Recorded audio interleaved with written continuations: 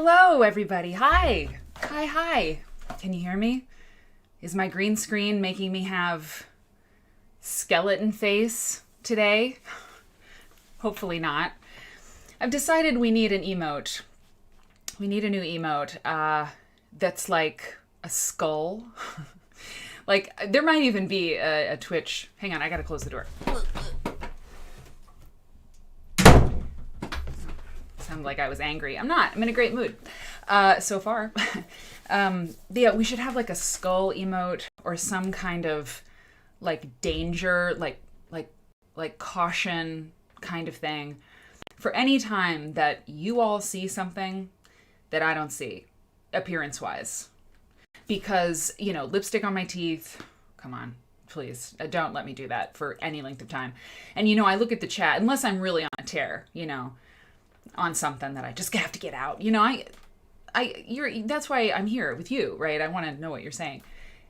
So, you know, if I have lipstick on my teeth or if the green screen is just like, it needs some attention, maybe you could throw that emote up in the chat, just like repeated, like, you know, to let me know. I mean, I knew the green screen on Tuesday was acting up, but it was pretty bad. And so, hey, Molly Squared is here. Hello. Yeah. Anyway, so this is the third time that I'm streaming at YouTube and Twitch at the same time. It's very exciting. The first time, I didn't even know it was happening. And I still don't know what's happening. I just know that it's happening. See, I'm very scared. Anyway, and then the second time, it was like Skeletor up in here with the tattoos, which if there was one show that it was going to be a disaster, you know, or just be really hardcore, the tattoo show, you know. But now here we are. It's the third time. It may be the charm. I don't know. But I feel good. I feel like tech is, you know, the tech wizards are with me. So if you're new here, you like my background? Caroline, just wait till I tell you about this quilt. This quilt is it's going to blow your mind. I mean, it's probably already blowing your mind. So what happens right now is that people are coming in and checking this out, and they're like, cool, what is this show about? And if you're a quilt person, you're probably gonna be like, well, it's gonna be about quilts in some capacity, and you'd be very right. But for the people who have come in here or who will come in here or see this on YouTube, because all the replays, all the recordings, all the shows are recorded and they're available on my Twitch channel for like 60 days, but they're available forever on YouTube. So maybe you've stumbled across these episodes and you're like, what is this? And you don't have to be a quilt person to enjoy this show. And I know you might think, yes, you do. But you don't. And I have proof. We have several people now I've heard from who are not quilt people, but this show isn't about just pretty blankets. This show is about American history, world history. It's about science. Yes, it's true. Science and technology. What do you think a sewing machine is? Technology. Yeah, it's true. And like the history of the sewing machine, forget it. It's amazing. It's fascinating. Did you know that the sewing machine was the first thing that was available for purchase by layaway? You could pay in installments for your sewing machine. Yeah. Quilt Nerd alert. When you talk about dye manufacturing and chemical processes for dye, you're talking about science. Did you know, for example, that there was a color in, someone will help me. I mean, it was in the 19th century called poison green. Did you know about, hey, Caroline gifted a subscription. Thank you so much. That's awesome. And did you see that alert? You see how that worked? See how loud it was? It works. Anyway, poison green was a real thing. We'll talk about it sometime. We'll do a deep dive on poison green. But it had arsenic in it. Actual arsenic. And people died. They were poisoned by green dye. It's true. I mean, people were literally dying because they loved this color of green. And so they wallpapered their homes in wallpaper that had poison green in it. And they wore dresses that were poison green dyed fabric, and people were dying of like arsenic poisoning. It was horrible. So you see, quilts like have left the building in that factoid, but it's fascinating stuff. And so if quilts were just blankets, I would not be here. And neither would the quilt nerds. I mean, maybe people would just really be into pretty blankets, and that's fine. And we talk about a lot of pretty things here on this show, but it's about a lot more than that, because quilts are a pathway to the whole world. And if you watch this show for any length of time, you'll see it. I should show you, not tell you. But I like to tell you. So science, technology. I'm working on physics, working on it. I don't think time exists. It's just space. We won't get into it right now, but I think I'm right. I don't know. Just watch. Okay, so I give an intro at the top of the show. I kind of just gave some of it, and that helps calm me down. I get very excited. I get very hot, but the window's already open. I'm in London, so it's after 5 for me. Wherever you are in the world, I'm really glad you're here. Feel free to lurk. You don't have to be up in the chat. I hope you do if you have something to say that's related to the topic. And I don't know how the YouTube chat feature hooks into the Twitch feature thing. I'm working on it. It's a one-woman show over here. I didn't have Twitch until I started this show, and a lot of the audience here didn't either. So, we're figuring this out. But, I mean, there's alerts. There's a green screen. I have a stream deck. Oh, yeah. I worked on my trailer today, my little trailer that's on my Twitch channel. It's coming along. It's almost there. Okay, so now is when I say hello to the people in the chat. These people are amazing.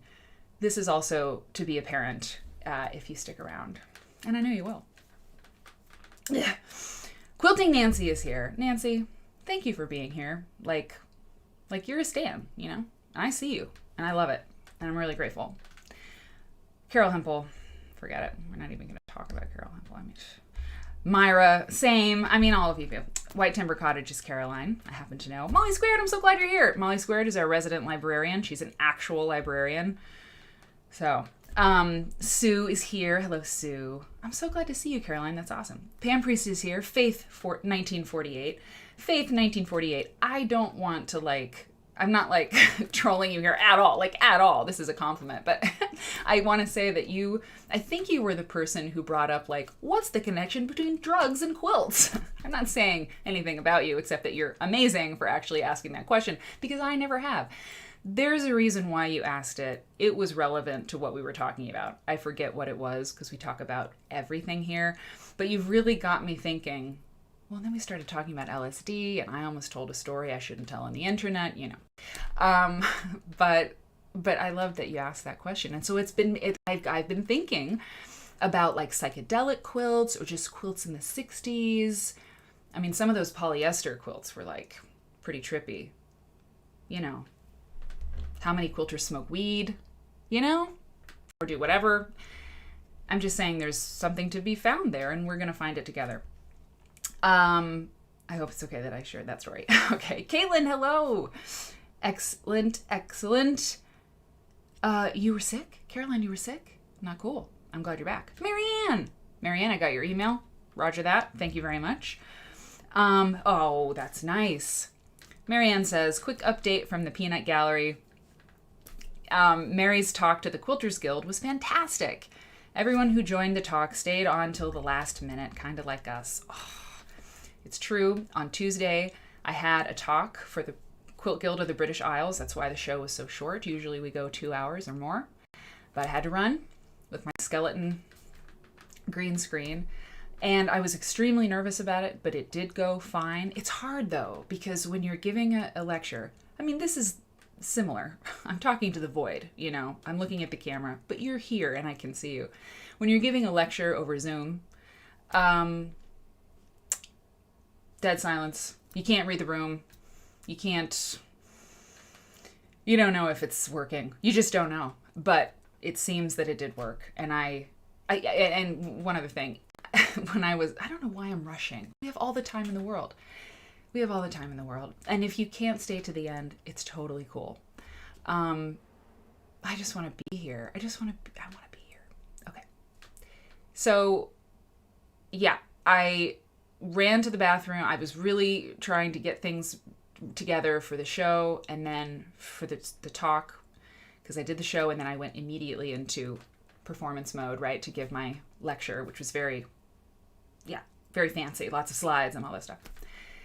And you may remember, if you were here, that I needed to smooth my hair, my frizzy hair.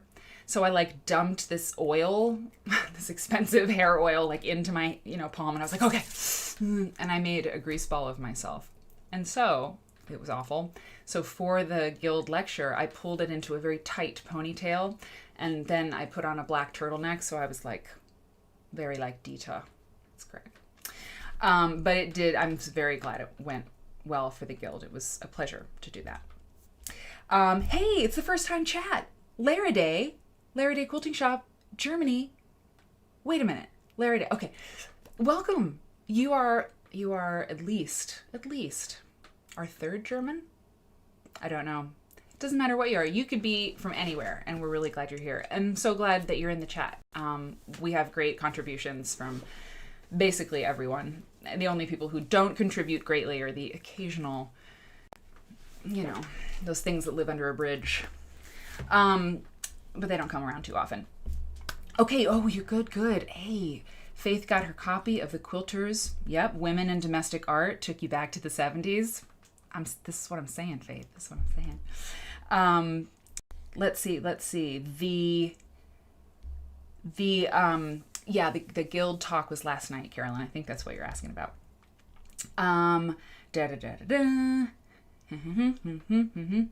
Oh, good. Your Jean Ray Laurie book came yesterday. We have a lot of book recommendations. I mean, what kinds of nerds would we be if we weren't talking about books from time to time? We're actually going to look through a magazine together, up on the screen together.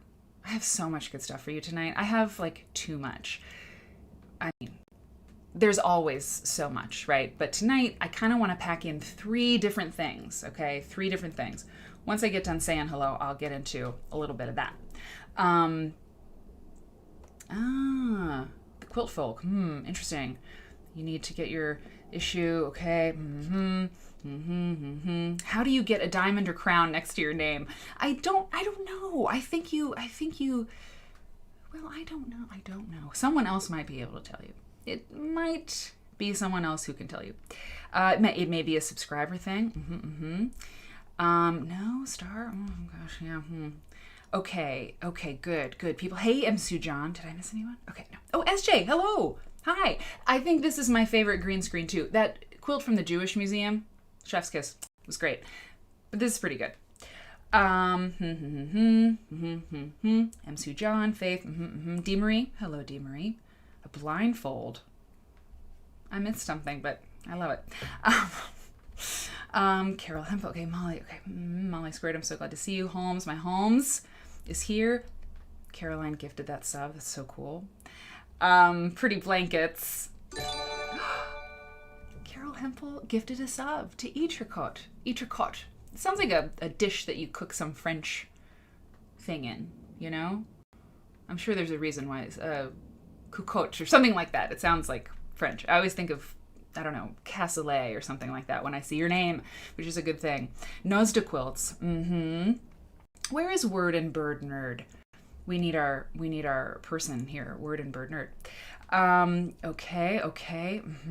Fee and Dora coming in with the music. We gotta have our soundtrack.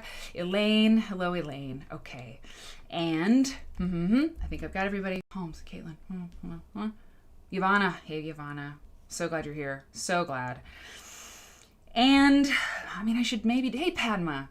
I should do this earlier. Hey, Sokay. Why am I sweating? I get excited. You probably can't tell. Why do I even say it? Okay, Joyous Fibers, hello. Okay, and everybody else who isn't in the chat, I'm really glad you're here. And by the way, if you're having trouble, like if you have to work kind of hard to be able to enter the chat, it's this 2-factor authentication thing and all this stuff, and it's a bit of a pain, but it kind of makes the chat a little bit more exclusive, you have to really want it. It keeps us safer from trolls and things. And let's just be completely honest. Twitch is not a place where there are many quilt history nerd shows.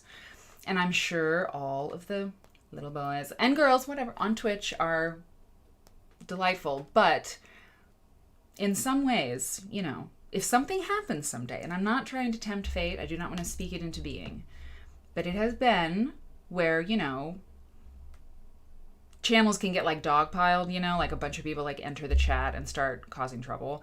And as quilt nerds, I mean, any nerd, right? Who got beat up in high school? The nerds. So I'm just saying, like, keeping it a little bit harder, some of those like locks on the clubhouse is a good thing. And if it does happen someday, we got to just shake it off, man. We got to shake it off. You know, women are less, there's less women on Twitch, whatever. It's all good. And I have 2 of you in my sights for helping me mod. Yeah. So, and you can say no when I reach out to you about that. But, I mean, at least 2 mods. We might need like more.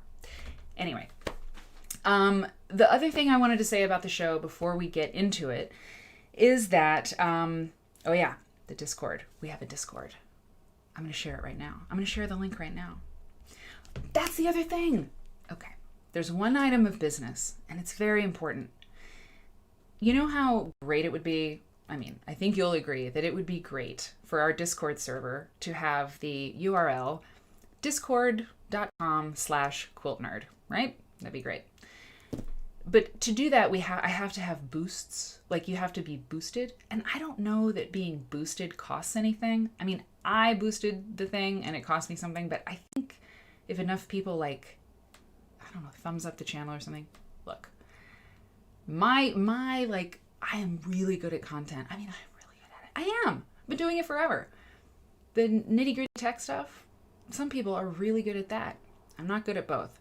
So this Discord boost thing, if it's boosted enough, if it's all boosted up, we can access the vanity URL is what it's called. I don't know how many more boosts we need, but not that many. So if you go on the Discord, and I'm going to put the address right now, invite people. I'm going to go for it right here. This is a link for you to go and join the Discord server. And that would be great because we talk about the show when the show's not on, you know? Okay, there it is in the chat. We talk about the show, and of course, Carol, of course you're 6 feet tall. This is what I wanted, you know, this is perfect. Of course. You get cooler like every time we talk. So yeah, the Discord is where we chat together when the show's not on. I put episode notes, which I forgot to do last time because of the talk, which I will catch up on. We talk about stuff, and yeah, I think that's boost it if you can boost it, and then we get access to the Quilt Nerd URL, which would be great because, like, what is this? What are these numbers and letters? You know, it's not very attractive. Little Bird Stitch, hello. Yeah, so yeah, it's a great background quilt, and that's how we start every show. And when I interrupted myself about the Discord, I was going to tell you one last thing about the format of this show. I love this material because of the reasons I told you at the top of the show. The quilts leads to all these things that I want to know about: philosophy, art, fashion, everything. And because I don't know so much, right? I want to discover things with you. So what I do, it's not like I research something exhaustively and then come and tell you what I've learned. I gather stuff into these little buckets, and then I have a little menu and I bring you this material and we look at it together, okay? So I don't know much about this quilt that we're going to start with. I'm going to get small so we can see it now. Yee, I'm small. I don't know much about it. I know I have material on it to read to you, to read with you, and that's how I like it, because that discovery is the good part. It's the fun part, and you get to have it, and I get to have it with you. So that's the jam. Yep, the Discord, you need an email and a password, indeed. Hey, Quiltish, excellent. Quiltish, it's so good to see you. Okay, so let's take a look at this quilt. Let me pull up the full picture that I have, okay? Because the screen will not show you.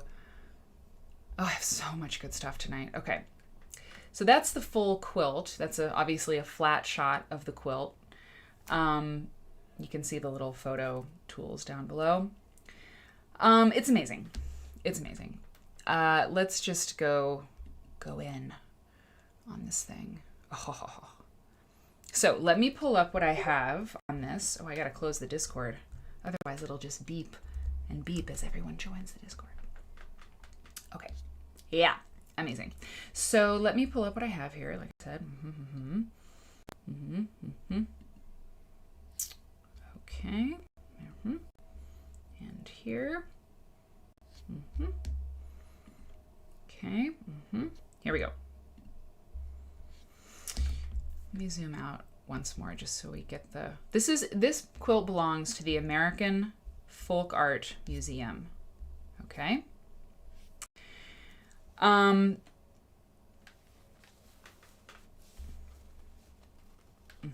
Okay, sorry. Sorry. Okay. This thing. Okay, so here's what happened. I have a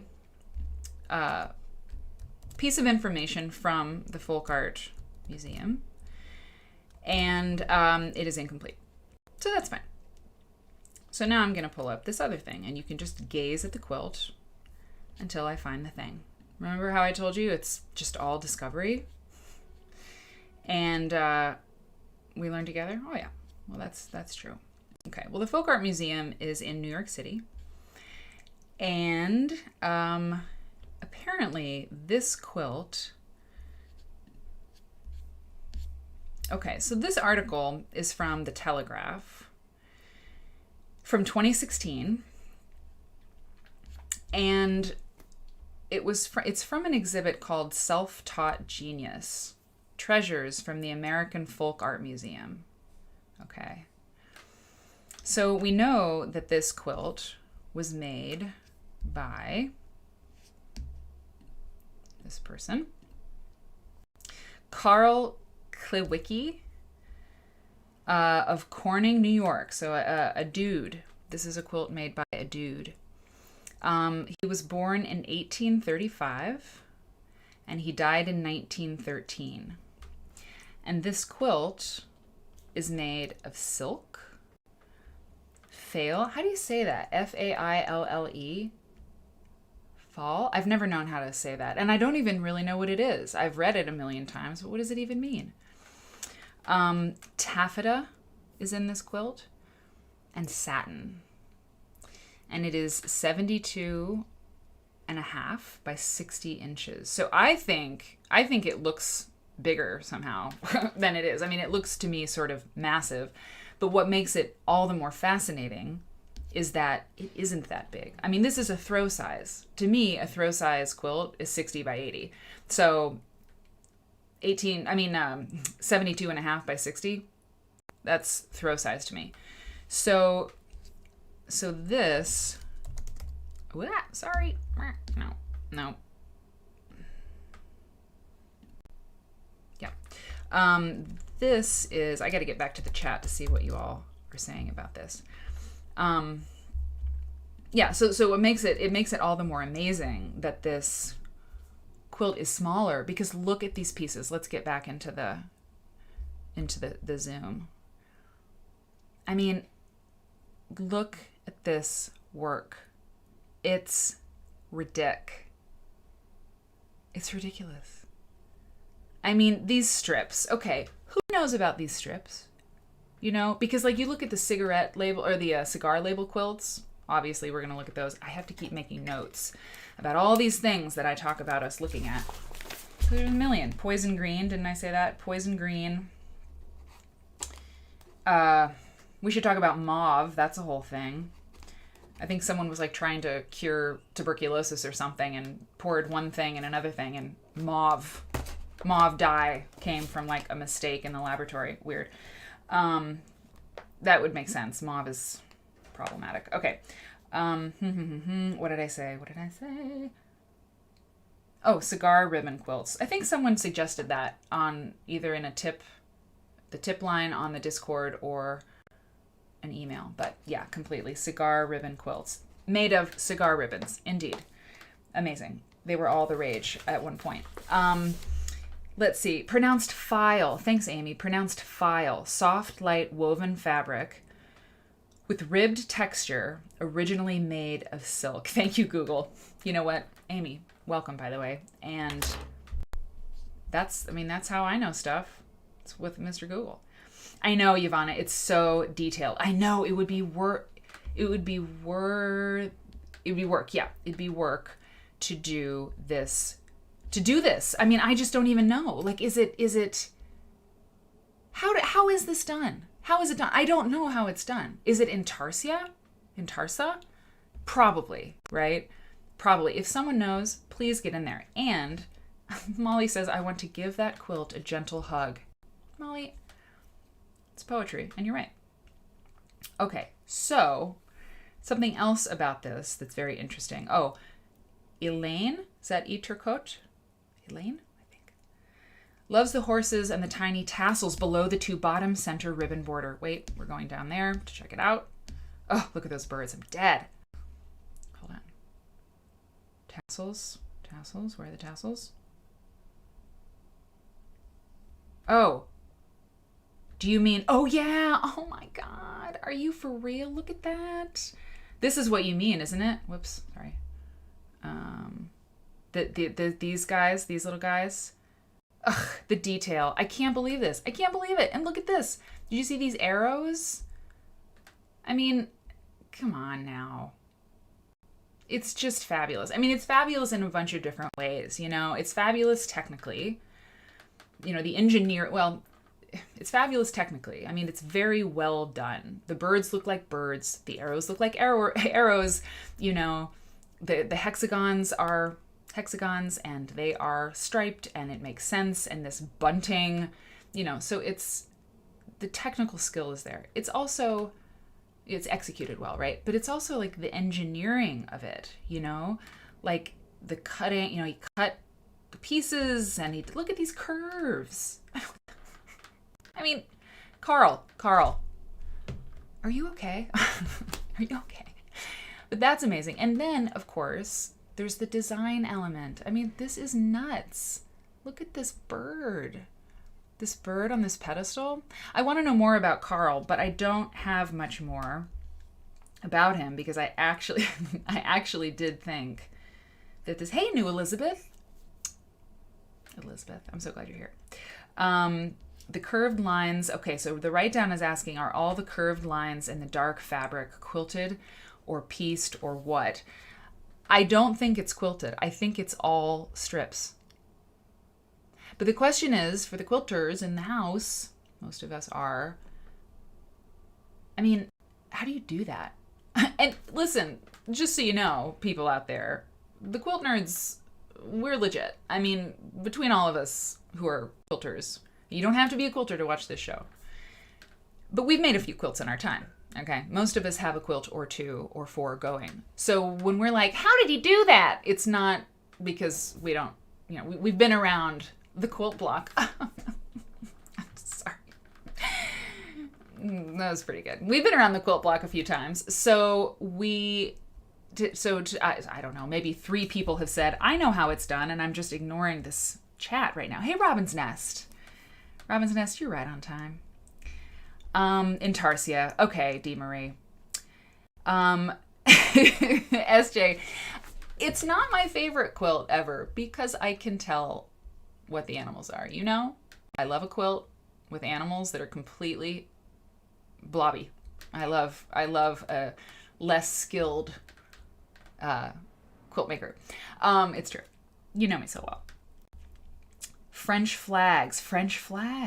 Okay, that's what I was wondering too, Marianne, if it's foundation piece. French flags. I'm gonna find them.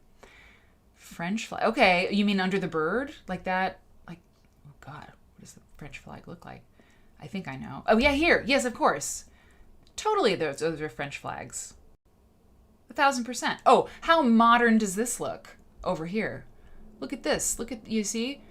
This little this piece right here, I should have put it on a jam board. I could circle things, like actually circle them. But you see, look at those little flying geese, those little mini things. And this little, I mean, it looks like a modern mini quilt you would see at QuiltCon. Okay, let's take another look, just big here. Not bad, Carl. Not bad. It's amazing. If anybody finds out more about it, I'll give you the link. But the Folk Art Museum has this quilt. It was made in, what did I say?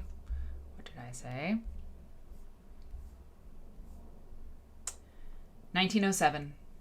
Silk, file, taffeta, and satin. And this guy was from New York. So, yeah, 2 thumbs up, 1000%. Yeah, foundation piecing would help the silk stay intact. Totes. Okay, so now a diversion. I mean, not a diversion at all, but well, yeah, because so we start with this quilt, and it's great. And then I was going to move us on to something else. But when I was looking for information for this quilt, I know that's a little bit weird. It was on the cover of the Clarion. Okay. The Clarion, I don't know if the Clarion is still a thing. That's what we're going to find out together, okay? Because I don't know. But the Clarion was an American folk art magazine. Okay, we're going to look at an issue. I have an issue ready. I got it ready. We're going to flip through it digitally. It's great. It's great. We're going to find out what's going on with it. But from what I can tell, I mean, it's a magazine that is published or was published. I don't think it's published anymore, but the issues that I've seen were published for like collectors, like art collectors and antique collectors and people who would want to purchase quilts like this. Okay. Museums, I'm sure, obviously we're getting this magazine and stuff, but like you'll see as we look at one of these issues that it's fancy. And this quilt was on the cover of one of the issues of Clarion. So that's what we're going to do next. We're going to look at some issues of the Clarion magazine that had quilts on the cover. And there were a lot of them, and they are all beautiful.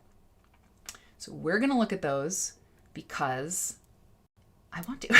I want to, and you definitely want to. So yes, everything's older, and there's nothing new under the sun, ever. Even Carl's quilt. Sorry. Okay, check this out. No, hide sidebar. Don't read ahead. No. Okay.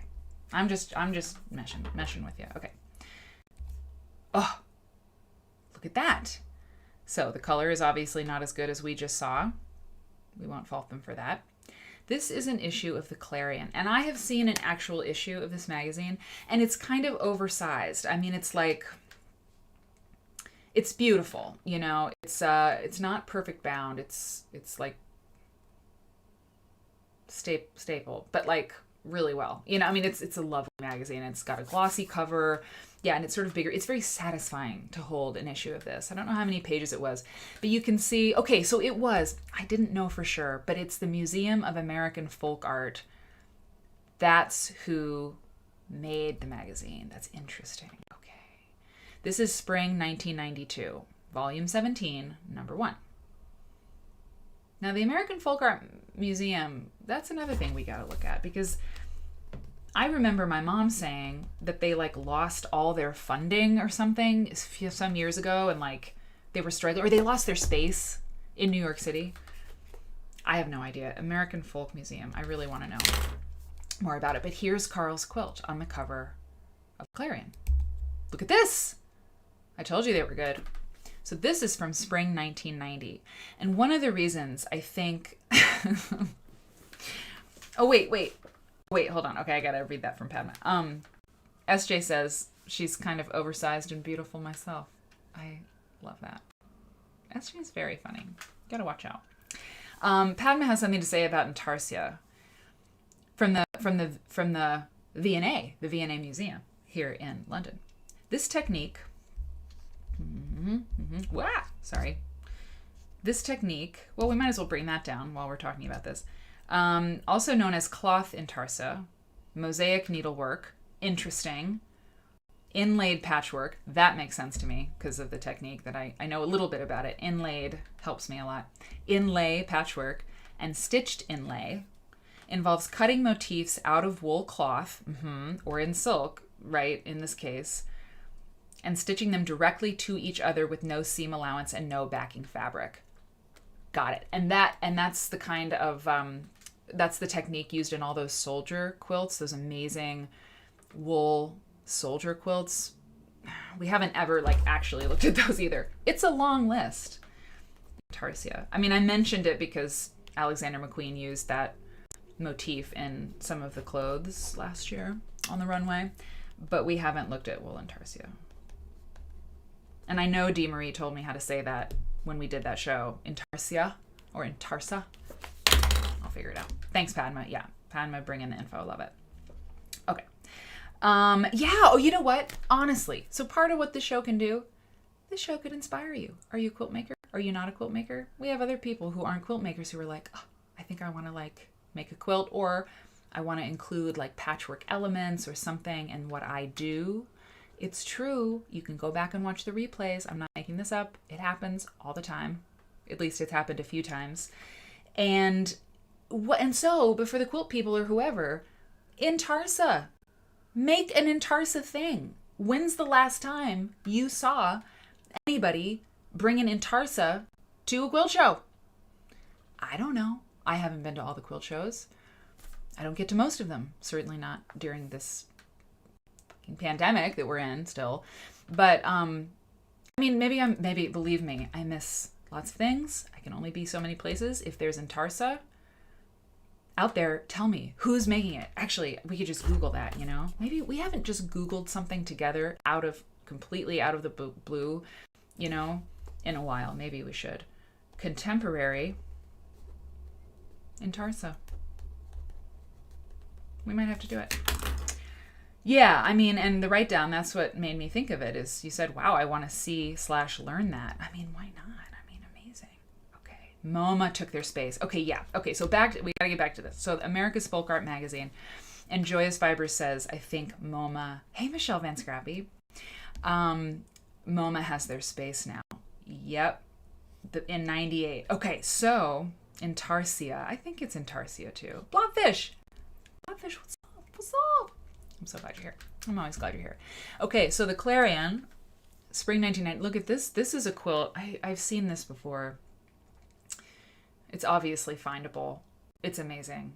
I mean, it's on the cover of the American Folk Art Magazine. But one of the reasons I wanted to talk about this is just to share, you know, and when we look at the issue together, we'll see, you know, there was this time in America where quilts were just like, I mean, they were hot, man.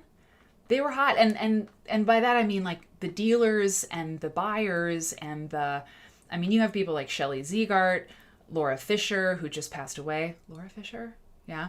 Who just passed away. I mean, we're going to see ads for a lot of these people's their shops. I mean, they had shops in New York City. They were just dealing quilts, antique quilts and beautiful quilts. I mean, that was like, it was happening. And it's just an amazing time. And in the 90s, and this is where my knowledge, you know, runs out and I want to learn along with you. But like, it seems like the 1990s, it wasn't just people making quilts. It was like this, it's kind of a heyday of selling and buying and dealing and collecting, it seems to me. This is Hawaiian, right? Patchwork. Not a quilt necessarily. I'm not sure. Can read more about it, but it may be embroidery. It's awesome. And you should know, like, definitely not all the issues of the Clarion had quilts on them. I mean, but there's so many that do. It was worth, like, going all around the interweb and finding them for you. So I don't know about this. We can find out about all this. We can find out about Molly. Oh my God, great. So Molly says she and Caitlin are going to do a research project on quilters and quilting, and they're totally going to ask all of us to participate. I speak for everyone when I say yes. Good luck at the eye doctor, Molly. Yes. Yes, of course. Tell me what you need. Okay, look at this. I mean, that's kind of like silk too, isn't it? I can find all of these for you, you know? You can find them. You can go find them. That's spring 1982. Wow. Okay. Spring 1982. Look at this quilt. It's so great. Oh, look at those stars. That's intarsia too. Intarsia. Isn't it? It has to be. It has to be. Because, I mean, that doesn't have a seam allowance. I don't think so. I don't think so. Yeah. Okay. Get some more. Yeah, thank you for your research. Look at this. Now, that looks to me like a Baltimore album, right? Oh, it's a watermelon. Oh my God, I just saw it.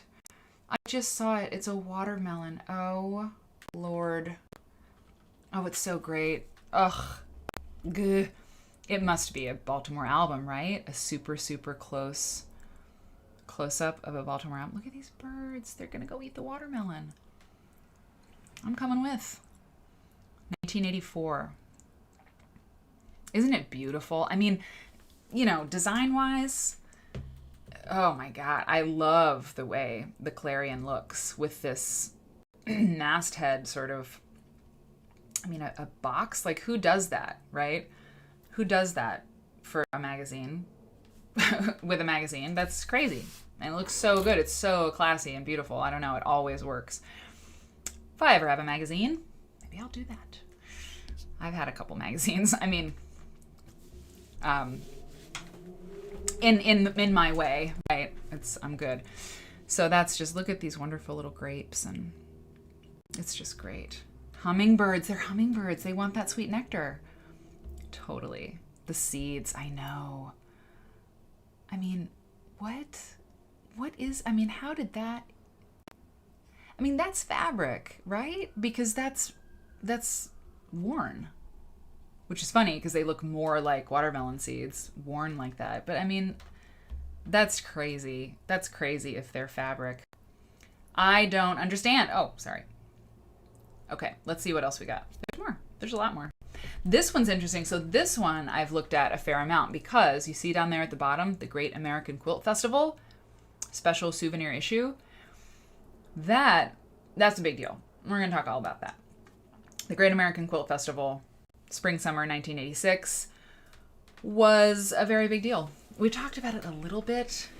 It was put on by the Folk Art Museum, I think, or they were involved, and 3M, as in the tape company. And there was a whole scandal. It was a whole thing. So we got to talk about it, but I'm not gonna linger there because we have a lot to do. But that's cool. 1986. So I'm assuming all of these quilts are in the Folk Museum. The American Folk Art Museum. The collection. I'm sure they're in the collection of that museum. And you know, here on the masthead thing, which is over on the side now, I see, but it says the Museum of American Folk Art. And I think they changed their name to the American Folk Art Museum. I mean, they should, just for SEO purposes. Am I right? Okay. Look at that one. That's great. 1853. Looks like SAG or something. Now, I forget who said it. Someone asked me, about that first quilt, because I could tell what the animals were. It was never going to be that close to my heart. But this one is getting closer because I can tell that's a horse. But what is this? It's probably a bird, but it could be a seal. We don't know. We don't know for sure. We don't know for sure. This is clearly a horse. But what is this? Is it a pig? Is it a pit bull? Or like a pug dog? We don't know. We don't know. And because we don't know, I love this quilt. Maybe that's a dog. Maybe it's a cat. That really looks like a cat, and that's probably a dog. I mean, that's amazing. Look at the detail. If I tried to cut out a shape that like looked like a cat, I couldn't get it that tiny, for one thing. And even if it was a big shape, it would look like a blob with a growth. And that would be my attempt at the tail. I used to be okay at art, but I haven't done it in so long. Anyway, this is great. And if you're doing applique, which I know some of us are, because we're making a Quilt Nerd quilt, get on the Discord if you want in on that project. If you need, this inspiration, or even, good artists borrow, great artists steal. Isn't that what it is? I mean, that's a great leaf. If you need a leaf for your next applique story quilt project, use these leaves. They're great. That's a squirrel. Fine. They're really good at this. Leaves. Steal the leaf. Steal the chicken. He's got a nice figure. I'm objectifying the quilt. It's new. Wait a minute. Scroll again. SJ says, scroll again. What are those letters behind it? These? I think that's what you mean, right? Is that what you mean, SJ? SAG, it seems like the maker. Maybe. Right? Like 1853, probably. Or it says sad. Because they're sad. Yeah, I know, Carol. There's no seals on a farm. I know there's no seals on a farm. Unless it's a seal farm. Sorry, I'm like kind of crazy today. Okay, yes, the workmanship is just unreal. Okay, so I've got a few more. And then we're going to flip through an issue of this thing. Is that it? Yeah, that's it. Okay, cool. We're going down here. And we're going right over here. Oh, yeah. Oh, my God. Just wait. You don't have to wait. You don't have to wait because we're doing this right now. Okay. Look at this. So this thing, issue, I like to say issue, it's a very interesting thing. I mean, magazines are uploaded to issue.com. And when you can find an issue of the magazine you want, it's amazing. I just wish there were more magazines on the thing, because check this out. Look at this. Flip. I mean, it's kind of like our archive.org, right? Oh, I poured wine. I did. I know. I'm taking a break from wine, except I didn't even tell you. Wait, let me get to a really good quilt. Yeah. American Hurrah, right? I just mentioned that antique dealer, or the quilt dealership, like explosion in the, I guess, 80s and 90s. That was one of them. Kate and Joel Kopp. I'm pretty sure it's not a shop anymore, but Kate and Joel Kopp are like legendary quilt dealers. Real quick, I'm going to flip back and see what year this was again. This is 1992. I know, I love everything. The Nerd Quilt info has, on the Discord is, I think it's Nerd Quilt? I think so. I'm not sure, but it should be, it's got its own channel. Something, yeah. Maybe somebody can tell who's asking Padma, yeah. So yeah, American Hurrah, very, very big deal. Yeah, I poured wine because I have a gig tonight. Another one. It's a 2-gig week. And it's a gig for the West Coast. And the West Coast is 8 hours behind London. I've done this before. I've done it like 5 times at least before. I have a gig at 2:30 in the morning. Hey, we got who, I can't even see it. Well, somebody is a subscriber or following. I'll find it and say thank you. Yeah, 2:30 in the morning. Yeah. So what I'm going to do is I'm going to just do a ton of great content for you and wear myself out, have a little wine, and then I'll be able to sleep for a little while to then get up and do a gig in the middle of the night. It's fine. I'm excited. Okay. So yeah, American Hurrah. So you can see like there's rugs too they're selling. Pictorial Navajo rug. Wow, cool. Okay. Wow, Thos K. Woodard. Oh yeah, Blanche Greenstein and Thomas K. Woodard. Woodard and Greenstein were a power couple too. They've written a couple books, or they did. I don't know if these people are still with us or not. I'm not sure about the Copps and Greenstein and Woodard. I really want to know more about that whole era and the dealers and everything, because it's so interesting. I mean, it's like drama, man. I mean, there are like people doing secret deals, you know, for different quilts. Shelley Ziegert, you know, and like, I'm sure Jonathan Holstein. I mean, Julie Silber and Mary and Joe Koval, and like all of these, like, it's intense. It's really an intense time for quilts. It really was, because people had this, renewed sense of their value, or they had renewed value for a lot of people. And so, you know, getting your hands on some of these American masterpieces was like very cool, you know. Textiles were like in, man. So let me get to some more quilt stuff, because this issue has a lot of ads for quilt dealers and things. There's a quilt on that wall. Okay. Some of this, I have to wear myself out. I really do. Okay, hang on. Yep, Martha Jackson, specializing in 19th and early 20th century quilts. Wow. I mean, some of these, like that one, looks pretty incredible. This one, I mean, they're all great, but you can see how, like, I mean, the one that was on the cover, Carl's quilt that we started out with, I mean, that quilt's gonna fetch a high price at the market. There, down here, the Manhattan Art and Antique Center.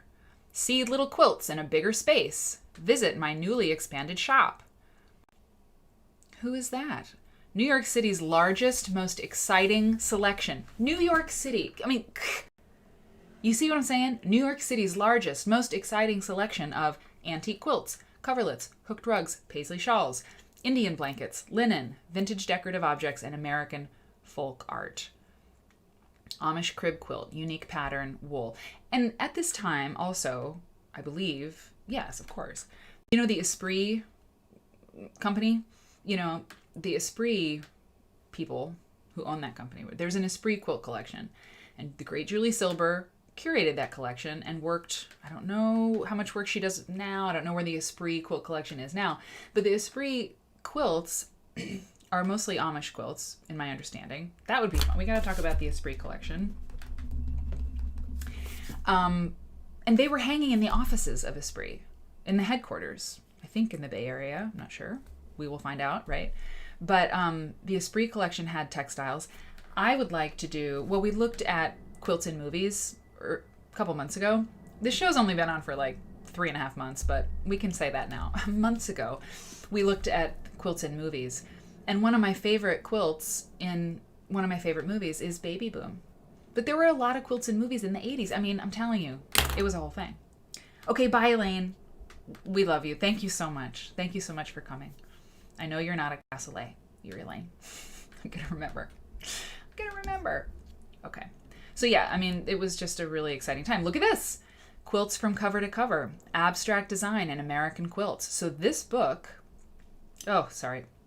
This book is a biography of an exhibition. So this is the book about the Whitney show in 1971, right? So it's a very beautiful book too. If you can get your hands on a copy, you should. Of course, I'll put this. Okay, good. Dee Marie, thank you so much for helping out with links. In the show notes, I'll give you a link to this magazine. Oh, look at this. There's a book review about a quilt book. Quilts of Indiana, Crossroads of Memories, the Indiana Quilt Registry Project. That's the other thing. At this time, there were all of these quilt documentation projects, you know? I gotta talk about the quilt documentation. You know, and those were all across the country, and it was a grassroots thing, and there would be quilt documentation days, and people would bring their quilts from all over the state. They would have these quilt documentation days where volunteers would set up, at like a church or wherever, and people would come and log. They would log the quilts into, database might have been a stretch at that time, but they were making a record of the quilts in the state, before they were like lost to time, or just because, they're beautiful and they're part of our history and our culture. And so the quilt documentation projects were really fascinating. And many states, the majority of them, I don't know, made books of their projects. So there's an Indiana, Quilts of Indiana. The Kentucky one is amazing. The Tennessee book is amazing. Georgia's is awesome. Who else is really good? I'm thinking of Nebraska's good. There's another one that's just like insane. I think Utah. Anyway, they're really, really good. So they actually reviewed one of them. That's cool. I know, Faith. Listen, but you know what's nice? You can take notes, but you can also get the episode notes in the Discord, and you can also replay this, So if you miss something, you can hear me just go on and on over and over again. Okay. You're from Indiana. Oh, that's right, Faith. You're from Indiana. I think I knew that. This is great. Okay. Okay, here we go. That's Carl's quilt. The New York, I'm just going to read a little bit of this, okay? The New York Quilt Project is dedicated to a group of remarkable people who created a significant body of folk art through the use of traditional tools, needle, thread, and fabric. They are the known and unknown quilt makers, mostly women, of New York State, who, working within the confines of their homes, have bequeathed to succeeding generations of New Yorkers, it's great, quilts of rare beauty as well as utility. However, among all the folk artists, quilt makers have been the most anonymous. Yep. Since America's bicentennial, quilts have come out of the closets, trunks and attics, and quilt historians have attempted to redress this situation. This is Phyllis A. Tepper writing this. Okay. I attended a symposium on Southern folk art held in New York during the summer of 1985. Interesting. I'd like to know what that was all about. New York Quilt Project is a direct result of a lecture given at that symposium by Shelley Ziegert, one of the big dealers, and so she was talking on the Kentucky Quilt Project, that she started, I think, with Jonathan Holstein. I don't know. Anyway, Jonathan Holstein did the Whitney exhibit in 1971. Okay. After hearing her talk, I determined that New York State had to document, preserve, and archive its quilt heritage before the quilts and their histories disappeared. I've always been interested in the history and culture of New York State, and I wanted to know how and why its women made quilts. I wanted to know how they developed their patterns. Sorry, I didn't think I was going to read this. Oh my God, what is this? Are you for real right now? Wow, are you seeing this? Wow. Oh, wow. I've never seen a quilt like that. Look at that quilt. Oh my God. It's people on a seesaw. And there are words. And it says cat, pig, dog, cow, lamb, camel, jug, horse, lamp, pot, star, duck, A, B, C, D, F, G, fox, man, dock, bear. Oh, wow. Whoa. Oh, it's so cool. Oh my God. I love it. It's so great. What the hell? 1934. Elizabeth Hamilton, New York State. Well, we have to find it in color. Look, isn't that cool? Yeah, Padma. It says she says it's got cups and spoons and shoes. It has a pumpkin, a pitcher, a goose, a shovel, stars, circles, a jug, another duck, High heels. Yeah, I can see. Yeah, exactly. There's various shoes for various kinds of events. Pigs, bowls. I mean, are you kidding me? This is so awesome. Oh my God.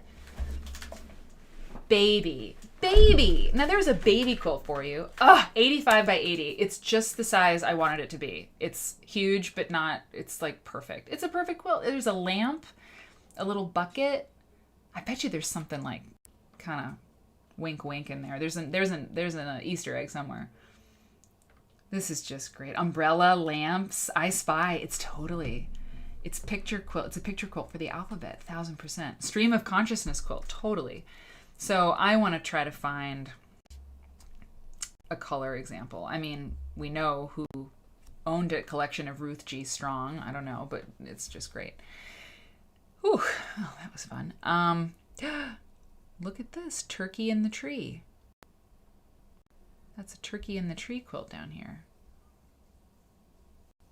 Anyway, okay. Well, you know what? I'm not going to read all this because we have so much to show you. And also it's really about a quilt documentation project, which we can talk about at another time. But that's an article all about how, yeah, they needed to do one and they decided to.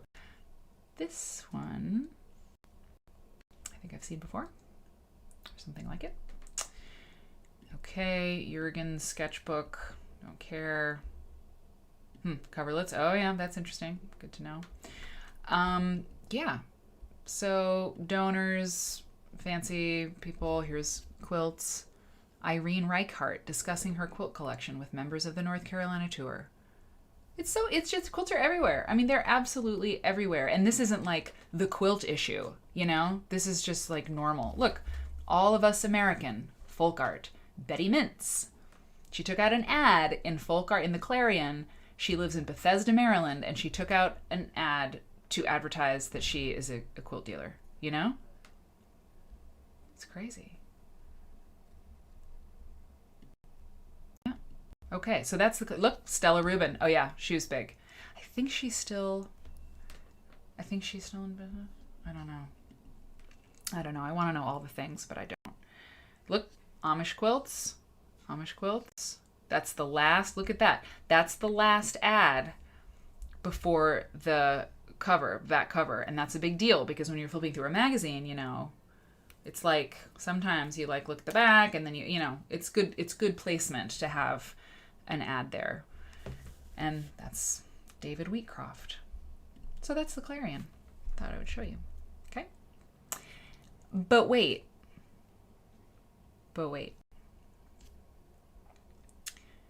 So then I was looking for something else and I found it. Look what I found. I found that the American Museum of Folk Art did a collection of quilts. Let me start with this picture. Hang on. Let me just, this is what I'm talking about. Look at that. The American Folk Art Museum collection of quilts. I never knew that. I didn't know that. And what's strange is that with the whole Smithsonian fracas, you know, when we all know about that now, right? That they were making quilts in China and selling them in the gift shop and ripping off, you know, they were using designs from their collection and no one was getting paid and everything was a mess. But this was never mentioned. And I'm not saying that the Folk Art Museum did the same thing. I figure if they had done the same thing, quilters would have done what they did with the Smithsonian, which was picket outside the Smithsonian and like lobby in Congress. That happened. We've never really talked. Well, yeah, we did. But this is a thing. Look at that. I mean, that's interesting. And this is long gone. Believe me. So I have 3 examples of this because of course I had to find more of these. I found 3 examples. 2 of them, including this one, not available. Look at that. Okay, so it's hand. I mean, it looks just like, I have 2 of the Smithsonian quilts and they look like this, you know. I wonder where they were made, you know. I wonder if this, I mean, of course people know about this, but like it's weird because Because part of the problem with the Smithsonian thing was that, oh, look at that. I've seen that, but I haven't seen that in a long time. Okay, we gotta look at that. Hold on. Child's Comfort. Child's Comfort book. Okay. Yeah, I mean, if it was a problem, we would have heard about it, right? If it was like the same problem with the Smithsonian. Okay, but anyway, so that one's not available. This one is sold. But this is, look at this one. Are you going to let me click? Can I zoom in? No? Really? Well, that picture's terrible. This one's a little bit better. So $100 down from $340, but this was sold. But this is one of them too. American Folk Art Museum limited edition quilt. It's got embroidery on it. Weird, right? I love 2-color quilts too. Huh. What do you know? It looks just like the Smithsonian quilt, I'm telling you. Just everything about it. It looks like it was produced by American Pacific. That's who produced the other ones, and I wonder if it was. Something. Oh yeah, what I was going to say is this was the same time period. You know, we're looking at Clarion issues from like 90, 92. You know, that's the same time period for the Smithsonian thing. Kerfuffle. Okay, and then there's this one. And I'm telling you, if I was a rich woman, I'd buy it. But I don't have $500. Oh, I wish I did. Oh, it's so cool. Look at it. It's for sale. It's for sale. It's still there, I think. I mean, sometimes these... No, Poshmark. I think Poshmark is like a... I don't know. But look at this. Look at this. Okay. Can we open it in a new... Nah. Yeah, let's do it. Okay, let's look at the full thing. That didn't make it much bigger. It's kind of cute. I mean, it's, you know, it's great. Yeah, it's great. It's adorable. And then there are 2 shams. So I guess you get 2 shams with it. I mean, a quilt, because you see, I don't collect, I've started to collect quilts, but the quilts that I collect are quilts like these, because there's a million beautiful quilts. I leave that up to people who can store them and keep them, and they're perfect. But I have 2 Smithsonian quilts, you know. I have one of the Mountain Artisans quilts. I like this kind of moment. I like this moment in quilt history where these quilts have a significance that's like they're different because of the context, right, that surrounds them, the context in which they were sometimes mass produced. I find it so interesting. I mean, I don't know. Maybe I should just do it.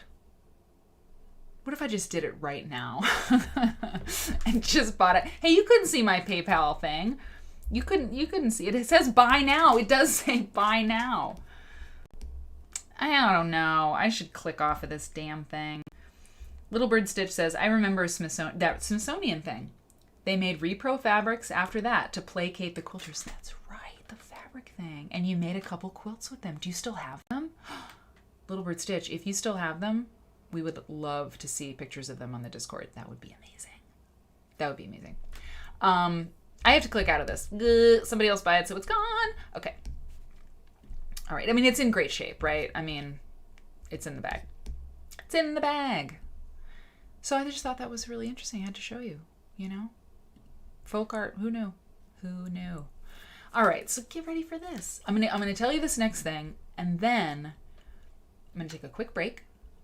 And then, I mean, you just can't go anywhere because, remember, I have to wear myself out, so I go take a nap after the show. But you have to stick around, not because of that, but because Yvonne Wells. And why don't I just pull up one of Yvonne Wells's quilts so you know what you're in for, because, yeah, you're not going to want to miss this. Which one should I show you? How about this one? How about this one? I mean, it's real good. We're going to watch a video about this woman. I'm going to read. It's amazing. I have, how many quilts do I have? I mean, I have like 3. I have like 25 of her quilts, and every single one of them is better than the last, I guarantee. But until then, so that's what we'll do after the break. Look at what I found, the weirdest thing. I really find weird things. This is what I found by accident today. You see this woman? You see that woman with her cows? This is from the January 29th, or one of the, okay, from January, or 2019, no, January 10th, 2019, okay, from the Chronicle, the UK, the Chronicle, okay, headline, for sale. Oh, someone did something. Thank you so much. Thank you for, I don't know, you're supposed to be able to read it. But thank you, Long Tour, thank you for following. I'm really glad. I'm really glad you're here. You came at a really good time. Well, you're following at a great time, because this is very strange. Okay. For sale, quilts which belonged to isolated Northeast woman who became a TV star. Traditional quilts owned by Hannah Hawkswell, whose isolated life on a tiny County Durham farm captivated a national TV audience and are to be sold at auction. Hannah, who died last year at age 91, lived alone at the 80-acre Low Burke Hat Farm in Blottersdale in the North Pennines in a tumble-down cottage without electricity or running water. But her solitary life of hardship changed in 1972 when her story was told in Barry Cockcroft's documentary film, Too Long a Winter, which made her a national figure. I didn't read this yet. Remember, I discovered this along with you, so now we have to find this thing. In her later years, she eventually moved to a cottage in the village of Cotherstone, near Barnard Castle. Okay, we're in England, so it's like castles and things. Her upland hay meadow and grazing... Okay, all right, okay. Now, 13... I mean, they're talking about the beauty of the landscape, and I love it, but we gotta hear about the quilts. Now, 13 lots of quilts and textiles from Hannah's estate are to be sold by auctioneers on February 9th. Quote, Hannah was a hoarder, and her dilapidated farmhouse was packed to the rafters, unquote, said a tenant spokesperson. That's the auction house that was doing the auction. Quote, amongst her possession were these family quilts, which were stored in a linen press for many years. Really? Some appear never to have been used. All the women in her family were very accomplished seamstresses, and Hannah herself was very good with a needle. I know there's one more. Oh, yeah. Indeed, she had a mattress filled with straw that she had made from a patchwork of fabrics. Most of the quilts have been, unquote, most of the quilts have been made using the same pattern of quilting stitches. They each have 3 rounded and 1 squared corner. Are we gonna talk about this now? One theory for this unusual feature is that the one different corner is a reminder that only God could be perfect. Bullshit. Come on, it's not true. One quilt is initialed. It's just a myth. It's like a total myth. You can believe it if you want to. It's cool. You can believe whatever you want, but so far there's no evidence that that is actually true, including the Amish folks. Everybody thinks the Amish folks did that thing where they sew a mistake into their quilt because only God is perfect. Nobody needs to sew a mistake into their quilt. We're all going to do it, and Amish people are much more humble than that anyway, right? It's weird. Anyway. One quilt is initialed EB, who is likely Hannah's grandmother. Anyway, I mean, this is just nuts. So they went for 100 pounds to 150 pounds, or 300 to 500 pounds, and they were on public display in a gallery for a while. So, I mean, this isolated woman who was like a hoarder, and she made all these quilts, and then she became famous, and they sold all her quilts. That's it. That's the little side story. It's the little side story.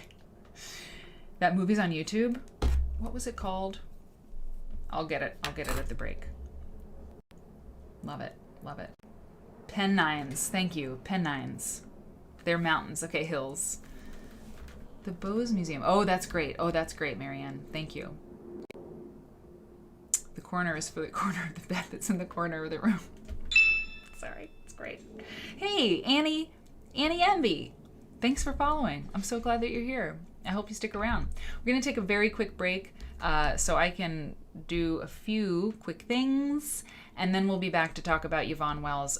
Prepare to have, let me get something better on the, I mean, no offense, Hannah, but let me just get something else up on the screen. Yvonne Wells is about to be your new favorite quilt maker of all time. I'm not kidding. So I'll put on the little be right back screen, and I'll be right back really soon.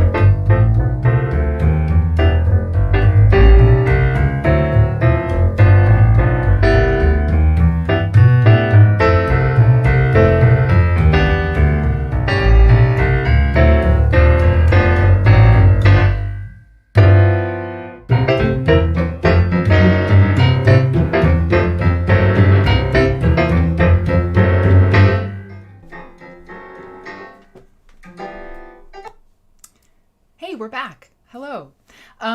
Question. Did the music cut out a little bit for a second there? Or was it fine? You know? Oh, and by the way, I glanced at the chat and my mom told me once if you make a mistake in your quilt and you don't see it until later, I think I've had that experience. My friend Heather, she turned a block the wrong way in a log cabin quilt and did not see that had happened. And I made a kaleidoscope quilt and completely screwed up the order at one point. Didn't see it, basted it, quilted it, bound it, didn't see it until someone pointed it out to me. And my mom said, oh, it's easy if you do that. You just say, it represents something personal in my life. And no one asks you anything else after that. They're like, oh, God. Or you just say, it's a design element.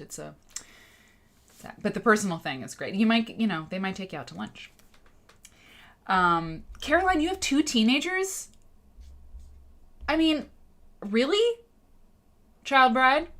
You're so, I mean, are you kidding me? That's crazy. You look great. I mean, not that it doesn't matter, whatever. But I just had no idea that you had 2 teenagers. That's crazy. Okay, the sound was fine for you? Yeah? Okay. Dee Marie. Yeah, okay. All right, so thanks to all the subscribers, by the way. It really is encouraging, a lot, like really encouraging just to know that, I'm making something that you like well enough to want to support in some small way. So it really means a lot. And you're born in 76. Oh, yeah, I guess I could have teenagers too if I had them. Oh, God. I'm good, but that's weird. Okay. So, it's just strange to think about me having 2, did you say teenage boys? Oh, no, you didn't say boys, but whatever maybe. That's a lot of teenagers. Okay. So let's talk about Yvonne Wells. Yeah, and by the way, with the mistake in the quilt, I talked to Yannick and Smucker, who's written, these books on Amish quilting and Amish quilts, and she said she had never come across it in her research, but it totally doesn't mean it hasn't happened. 1,000%. Of course, nothing's ever quite so simple, It's really true. So we're going to go like this, and we're going to go like this. Yep. And we're going to go like this. What? Nope. That's not what we want to do. Okay. And we're going to open all of these.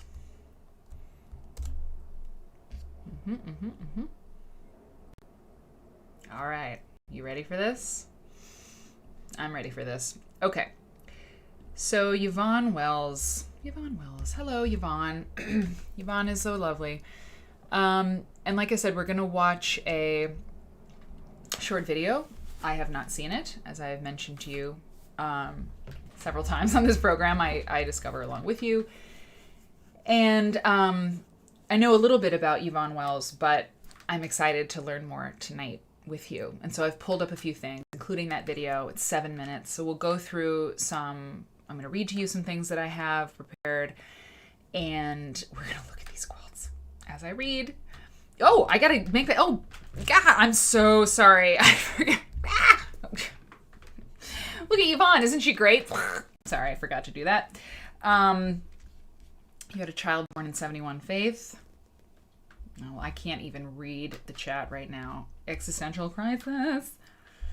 Okay, so that's Yvonne Wells, now that you can see her.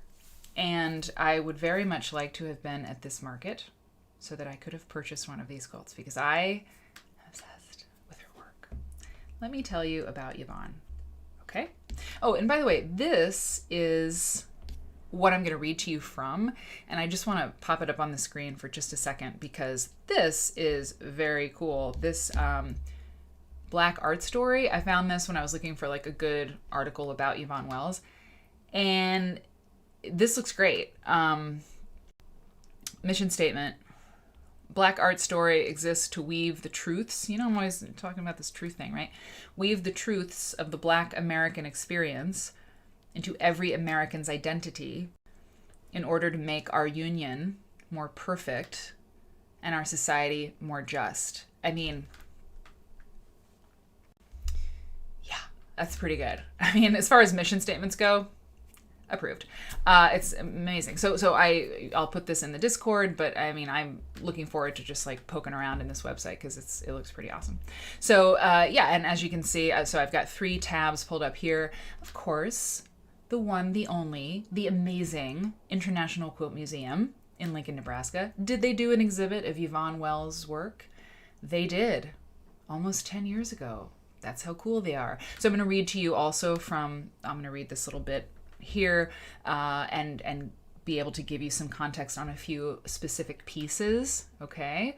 Because the International Quilt Museum is amazing, and I will just say again that as you're doing your year-end stuff, if you do that kind of stuff and you're thinking like, you know, 'tis the season, do send a little to, you know how much I use them all the time on this show. So many quilts that I show you are kept safe right in the Quilt Museum. So got to take care of them because they take care of us. And then I found this Yvonne Wells Kentucky Artist Talk, Good Trouble, Civil Rights, Past and Present. And this, look, Yvonne, she's alive and well. And this was recent. This is from March of 2021. And so she's going to talk about some quilts, and so anyway, so that's great. I haven't seen it all, but when I saw it, like Yvonne Wells in a mask talking about civil rights, I was like, okay, we're going to check that out. So here's what we're going to do. Okay. Okay. I got to get the chat ready so I can glance over.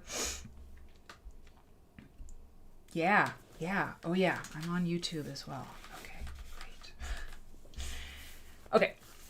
So I'm going to read from the Black Art Story issue, okay? And this was published in the Black Art Story I don't know that I have a date on this. Hang on, let me see.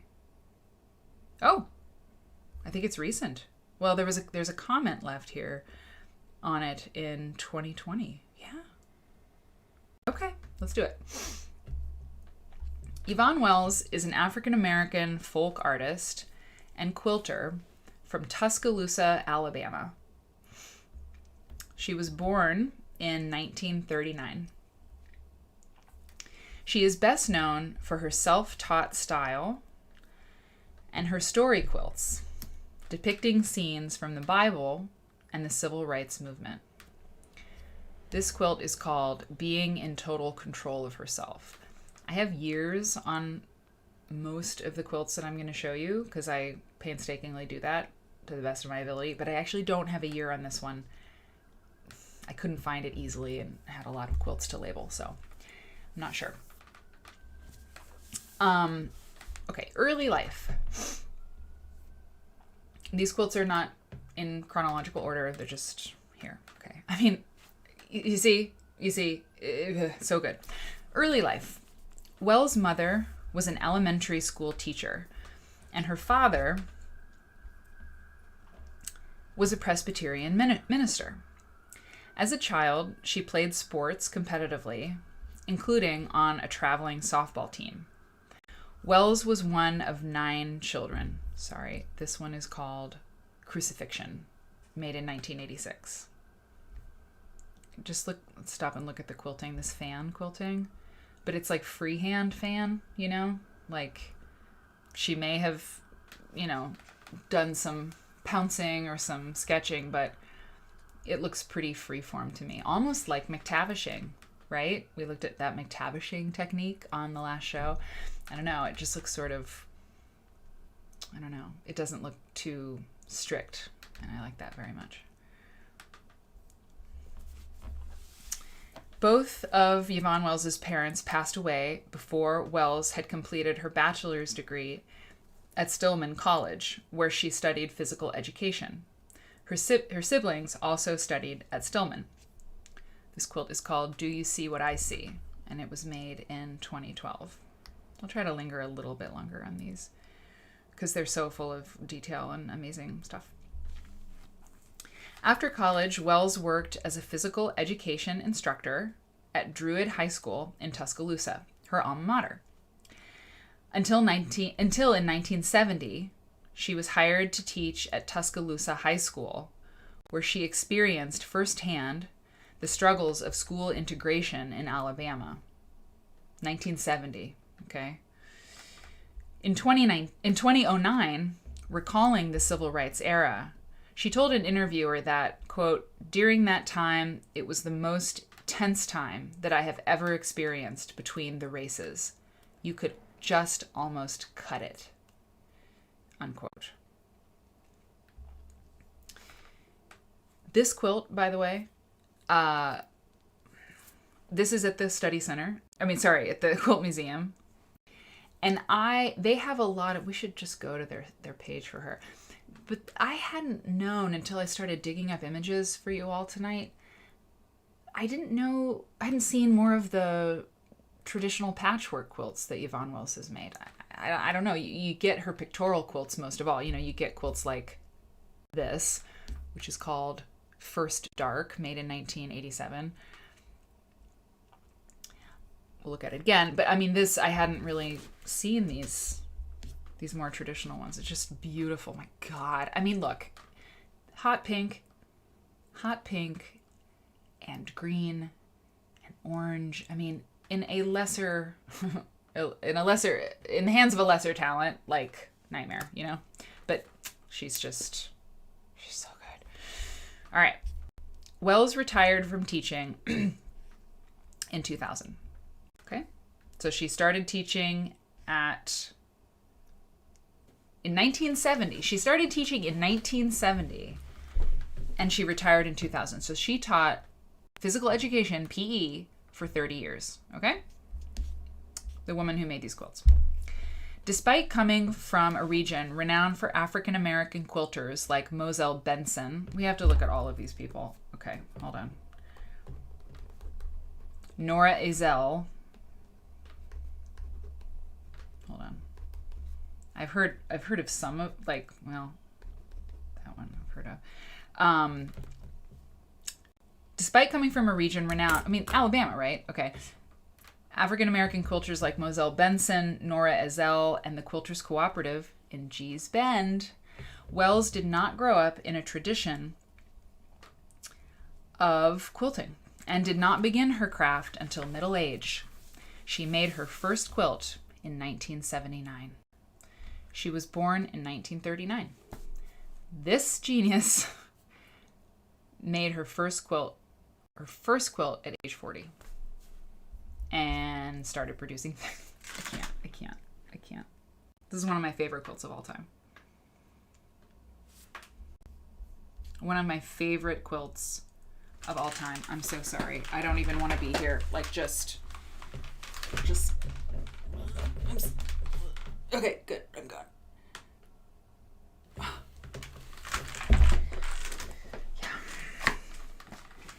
It's just the shapes.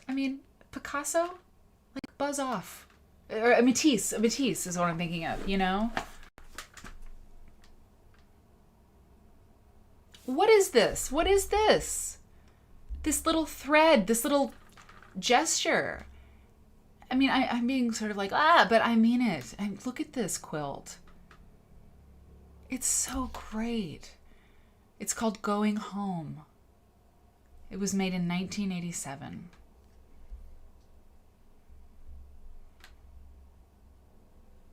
That's my favorite color, right? That red. It's just great. And look at this. What? It's the details. Look at that down there. No. Oh no, I hate that. Okay, hang on. I gotta get out of here. I can move. I actually know how to move. Whee! Okay. Look at that. Oh no, I'm gonna move this too. Yeah. It's important. I know I'm futzing with it, but it's actually important. No, how would I do this? Sorry. No, it's a terrible idea. All right, fine. I'll just move it over here. Can you see that? This thing.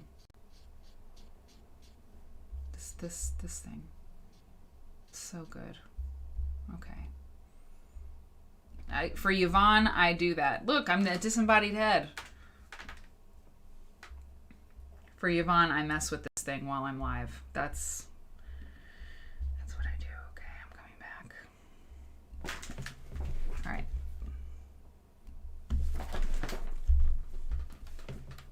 Is it better? Is it okay now? Okay, I hope so. All right, I've made my point. Let's go to the next one. This one is another that I was interested in because it's more, traditional, and I hadn't really seen that. Just bringing this in again. Okay. Yeah. Let me go back to the thing. Okay. This is just. It's not just schoolhouses. It's Little House on the Prairie, 1985. Yeah. Exact. Perfect shade of red. It's so true. It's so true. It's so minimalist and bold. Thank you, Little Bird Stitch. Indeed. It's so great. It's a movement. Yeah. It's great. Okay. So she made her first quilt at age 40. A self-taught artist. This is called Lovers with a Broken Heart. Lovers with a Broken Heart, made in 1987. A self-taught artist, Wells describes her process as born originally from a utilitarian desire for a warm garment, which spurred a long artistic career making more creative quilts.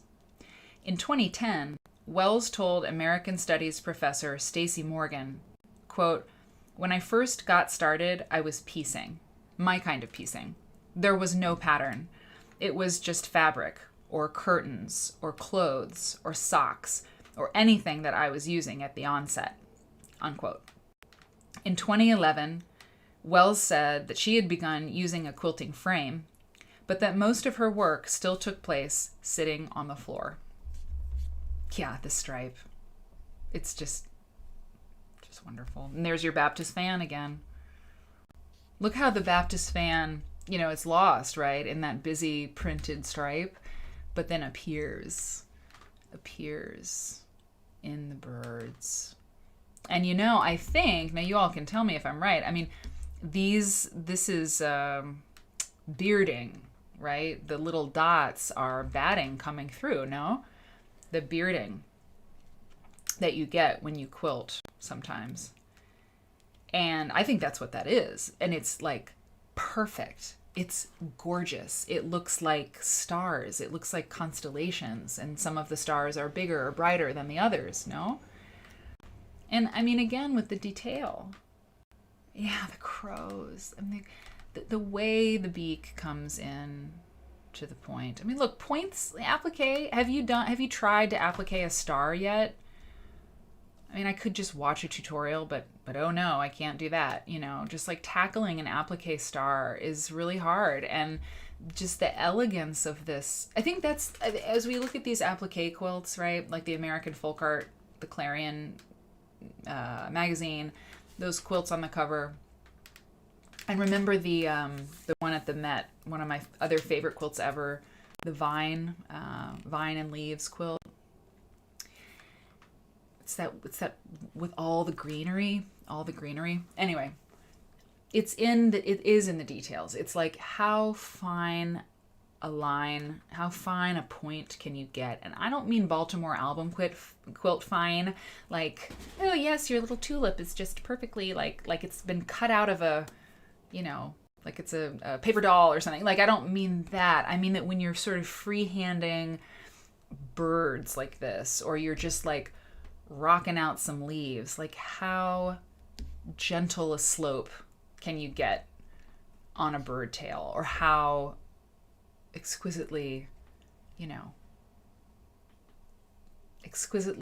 not straight can you have a thing. And then, like, what are they trading? A little piece of bread? And look, and this is the broken heart on top of them. Look, the flying geese, like what God, I mean, I should not worry about getting some prefabricated folk art museum quilt. I mean, I still want it. I should just track down a Yvonne Wells quilt before I die, okay? Anyway, okay, let's continue. Okay. So she was sitting on the floor, okay? Started at age 40, sitting on the floor. Ooh, Padma, that's good. The Baptist fan quilting design, you know what? Yeah, was probably taken from the Japanese wave motif, which has been around since the 6th century. Amazing. Please put something about it in the Discord. Amazing. Yes. Yeah, that's like universal, right? But yes, I've seen that, right? I've seen that motif somewhere, and it's Japanese. Like, there's sashiko. I mean, yes, I've seen that, totally. Purposely, yeah, okay, that's fair. That the dots are, that the bearding or whatnot or whatever it is intentional. Yeah, that's true. It is sort of at the neck area and then in the middle. That's true. But yeah, I mean, yeah, maybe it is bearding, but maybe it's intentional, totally. Or maybe it's embroidered dots. I don't know. I wish we could ask her. This is called Me Masked 1. And I don't have a year on it. It's not that hard to find. I just had a lot of quilts to label and organize. In the mid-1980s, 10 years into her quilt career, Wells began creating her signature story and picture quilts, incorporating a diverse range of found materials and sewing mostly by hand. Her 1986 quilt, Crucifixion, let me just hit that one real quick again, which depicts the biblical scene, is the first example of a story quilt in her oeuvre. At her most prolific, Wells has said she produced about 20 quilts a month, even while teaching full-time. Yeah. Okay. The first exhibition of Wells quilts was in 1985 at the Kentucky Art Festival in Northport, Alabama. 15 years after she became a quilter, she had an exhibit of her quilts. Her agent, a Tuscaloosa folk artist dealer named Robert Cargo, oh my God, I didn't know that. I've mentioned it before. I didn't know that. Convinced her to show her work in public. So this art collector, Alabamian, interesting. That year, in 1985, her quilts were awarded Best in Show, an award she went on to receive at the festival again in 1990, 1991, 1995, 1997, and 2004. Oh, burn! That's awesome. So she won Best in Show in 85, 90, 91, 95, 97, 2004. Oops. Oops, I did it again, people. Whoops. 20 quilts a month. This quilt is called Moses Receiving the 10 Commandments, made in 1987. One of Wells' first exhibitions outside of Alabama was in the 1989 traveling quilt exhibit, Stitching Memories, African American Story Quilts. What do you think I'm writing down? Shown among other places. Actually, I think I did write that down already. Shown among other places at Williams College of Art in Massachusetts. I do have that written down. In an interview, Wells said, quote, "My work is not traditional. I like it that way. If people tell me to turn my ends under, I'll leave them raggedy. If they tell me to make my stitches small and tight, I'll leave them loose. Sometimes you can trip over my stitches. They're so big. You can always recognize the traditional quilters who come by and see my quilts. They sort of cringe." Unquote. So great. Oh, I love it. See why I love her? They sort of cringe. She's so great. And this quilt is called, of course, Noah's Ark, made in 1988. I mean, wow. So I'm seeing with you all right now that like 87, 88, like very prolific times. Very prolific times for Yvonne Wells. Good for her, right? That's what I'm saying. In 2018 and 2019, and now this is the end of this piece, and I'll get to a couple specific things about a few quilts. In 2018 and 2019, Wells served as creative director for the Tuscaloosa 200 Bicentennial Project, where she oversaw the creation of a collaborative quilt commemorating the occasion. Cool. Cool. Should look that up too. New York Times art critic Martha. Look at these animals. Oh my God. Look at how she did her lions. I mean, it's so great. I mean, and the giraffes, like, of course those are giraffes. You know, like I say, like, oh, I like quilts where the animals don't look like animals. I mean, they look exactly like they're supposed to look. There's no doubt that those are giraffes. But of course they're so stylized, you know? So great. New York Times art critic Martha Schwendener called Wells' 1989 quilt Yesterday, Civil Rights in the South 3. Hang on, I'm going to get that one. Is this it? No, that's Rose Parks. Damn, hold on. Which one is it? Oh, I don't know. Okay, we'll get to it. I don't want to give everything away. Okay. We'll look at it. This particular quilt, a quote, epic quilt that shows the Mayflower arriving in North America with a black man rowing a white man ashore, unquote. Schwendener compared Wells's quilting practice to that of Harriet Powers, a 19th century slave in Georgia who made quilts that told stories from the Bible. You know what? It's so crazy, but I never thought about that. Yeah. Bible stories. Totally. African-American quilt maker. Cool. This is interesting. This is just a diamond quilt, piece diamonds. But again, when I saw this at the Quilt Museum, I love to see it because it's, you know, it's a pieced quilt. It is not pictorial, right? Yeah, Heidi Parks. Yeah, she's doing some cool pictorial stuff. Yeah, the Quilt Police, they're everywhere. You gotta pull a Yvonne on them. Anybody who tells you your stitches are too small, you just say, cringe away. This quilt is called Portrait of the King 2, 1992. I have a detail shot of this as well next. So now I'll just grab a couple things and then we'll watch that video. So this is from the Quilted Messages, the exhibit called Yvonne Wells Quilted Messages from the Quilt Museum in 2012.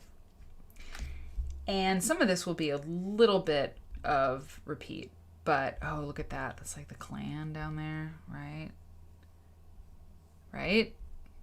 Scary. What else could that be, right? Gross. And then, yeah, there's a flag and stuff. So this is called the King, Portrait of the King 2. I mean, I think about Martin Luther King, right? But then this kind of looks like a farmer. Well, there's a bow tie. I don't know. Maybe it's one of the quilts in the collection that we'll be able to learn more about. But okay, here's a detail of it. So this is from the Quilt Museum. Yvonne Wells taught physical education in public schools for most of her adult life. But in 1979, while her Tuscaloosa, Alabama home was undergoing major renovations, see, now we get more details, she had to sit near the fireplace to keep warm. She decided to make her first quilt to warm her legs until the heating system was restored. Thanks, Quilt Museum! With knowledge of how her mother, many years before, made utility quilts, the kind that were, quote, made in the morning and used that night, unquote, Wells made her simple pieced quilt. She liked her quilt, and the experience inspired her to make story and picture quilts to express the messages in her heart. Wells is African American, but does not use African American quilt maker as her primary identity. For her, the term glosses over the individual vision expressed in her work. Instead, Wells calls herself an artist who makes folk art, and her medium is quilts.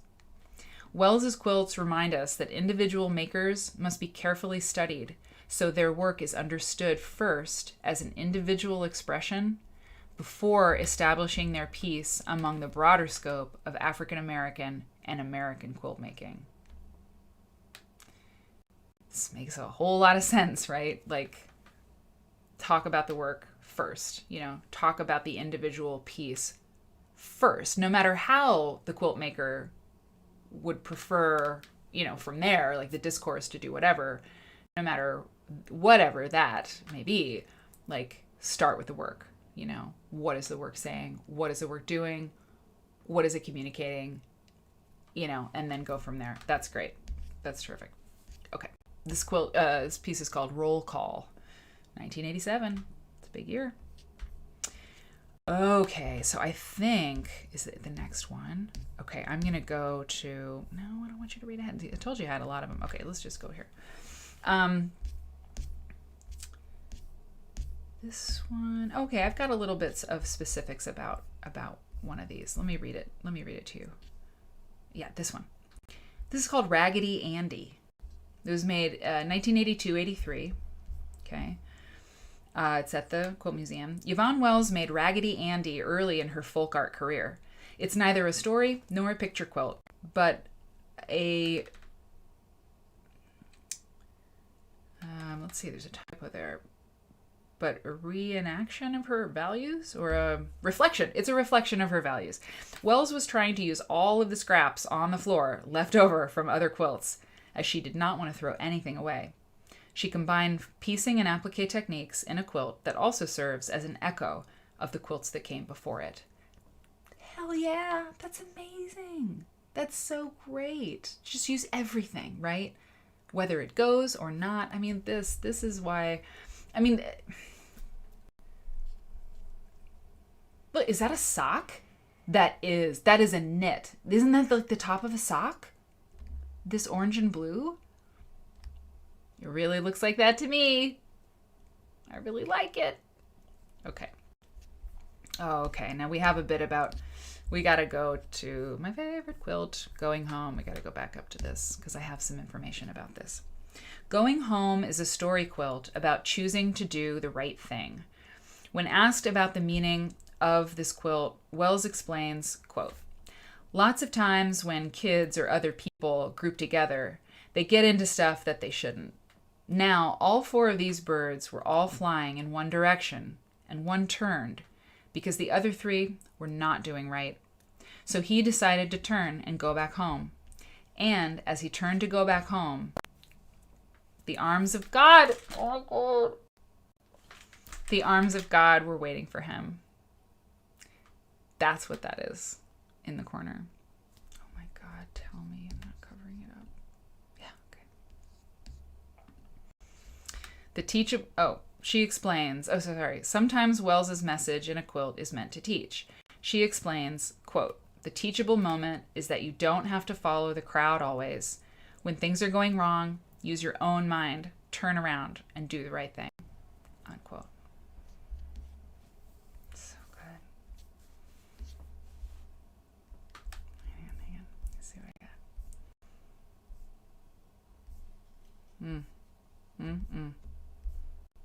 Okay. Whew. Just makes me smile. Okay, this one is Rosa Parks. Okay, Rosa Parks 2. I feel like this one, I saw one of her quilts at the Henry Ford Museum a few years ago, like in the archives. I feel like this is there. I'm not sure. It is powerful, Sue. So powerful. This one is 7 Deadly Sins. Oh, probably a series, right? Lust. This is more recent, 2008. That's great. Interesting. Wow. There's a lot going on there. What is this? A cow jumping over the moon or something? Oh, look, it says Lust, L-U-S-T. That's a very, like, and I'm not being flipped, this is a very, like, Balenciaga, or like, oh no, it's sort of Versace, like, clear, gauzy skirt. It's beautiful. Great. This is called Stars Fell on Alabama, 2011. A few more here. It's so great up there. I just want to talk to her, Here's one I have a little bit about. It's from the Quilt Museum. It's called Gossip Quilt. The Gossip Quilt, 1987. Oh, yeah, here. I can do it right here. Yvonne Wells, Caroline. There you go. The Gossip Quilt, 1987. Yvonne Wells captures the emotions related to gossip in this story quilt. 2 people, tulips, outside in the early morning stand by a fence. The third hears the other 2 talking and accuses them of gossiping about him or her. Wells remarked, quote, "People think you're gossiping about them when really you're not." Unquote. It's great. It's great. Okay, this is called The Mothership. I remember that. So great. 1980 to 90. And, you know, part of the reason I wanted to do Yvonne is because on Sunday when we sewed together, well, mostly I didn't sew and I just chatting, I had Yvonne Wells patchwork in the back. Like I blew up some of her stuff to put behind me, and so I was really thinking about her. Okay, this quilt. Check this out. There's that red again. This is called the Red Quilt, and it's made in 1990. And here's what the Quilt Museum has to say. The triangles in this piece represent Wells's friends, the Trinity, God the Father, God the Son, and God the Holy Ghost. She explained that they are, quote, peeking out from underneath the covers. Wells often has used triangles to represent the Trinity in her work. Not everything in Wells's quilts has a specific meaning. She places something into a piece because, as she says, she feels it should be there. So it's interesting. The Trinity, the God, the Father, the Son, and the Holy Ghost, but there's 4 triangles, so maybe it's her, you know? I don't know. But it's that red and just like this wonderful. And you know what? The Baptist fan here that we can see, like, kind of disappears. I mean, it kind of fades into waves or something at the bottom. I love it. I love it so much. Okay, got a few more for you. She's so prolific, you know. This is one of the ones I had behind me, a piece of it. You got it, Caroline. So amazing, this artist. I know, write down, I know. I told you, it's like, just get ready. This is going to be your new favorite. Okay, this one is called Ugly Faces. Ugly Faces, 1990, at the Quilt Museum. For Wells, a cut or torn piece of fabric can spark an idea that develops into a picture in her mind. Ugly Faces is a picture quilt, as there's no story or meaning behind the images. Wells asked herself, quote, why did I make them? Why did I make them? Because I could. And I could because I have a little bit of a funny bone in me. And it gives a person a chance to laugh, unquote. She emphasized the faces were not intended to look like anyone in particular. She just felt she wanted to make them. So freeing. I don't know. I mean, just make what you want to make. I don't know. I grew up in a place and a time, and we're still there, although we may be blessedly leaving it a little bit, where it was just, you know, you buy the magazine and you buy the fabric and you buy the pattern and you make the quilt. And that's cool. And I've had many happy hours, you know, working from a pattern. And I love the pattern designers, and we love the pattern designers. We love you. It's great. But the weird quilts are missing. They have been missing for a while. In my opinion, I have not seen true, like, weird stuff unless it's come from kids, right? In the kids, the social justice, Social Justice Sewing Academy, you get some really wonderful, and by weird, I mean amazing. Like, you know, that's what I mean. Like, you get some creativity that's really sort of like free, you know? People who are younger who don't know that you should, like, make a quarter square triangle in this particular way. People who don't know that yet are going to be able to, you know, they just don't know what they don't know, so they kind of dive in and make a quilt how they think they should make a quilt, and they just sort of make it up as they go along, or they have a little bit of instruction and take it from there.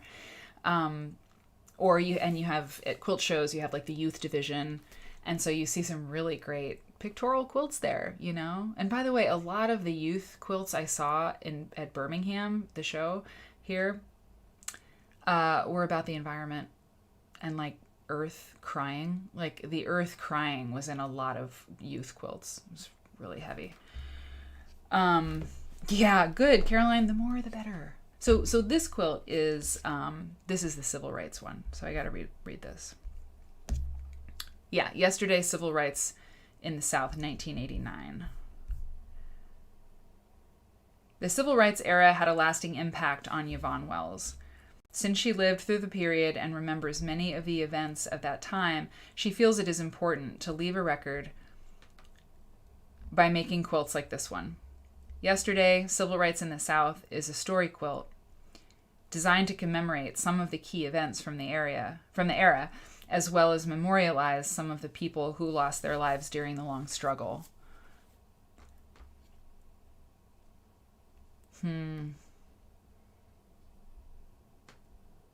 I want like a legend, you know, to read these. I'm trying to find like Selma, right? Like which, you know, I feel like Selma is probably here, but I don't want to say what it might be unless I know.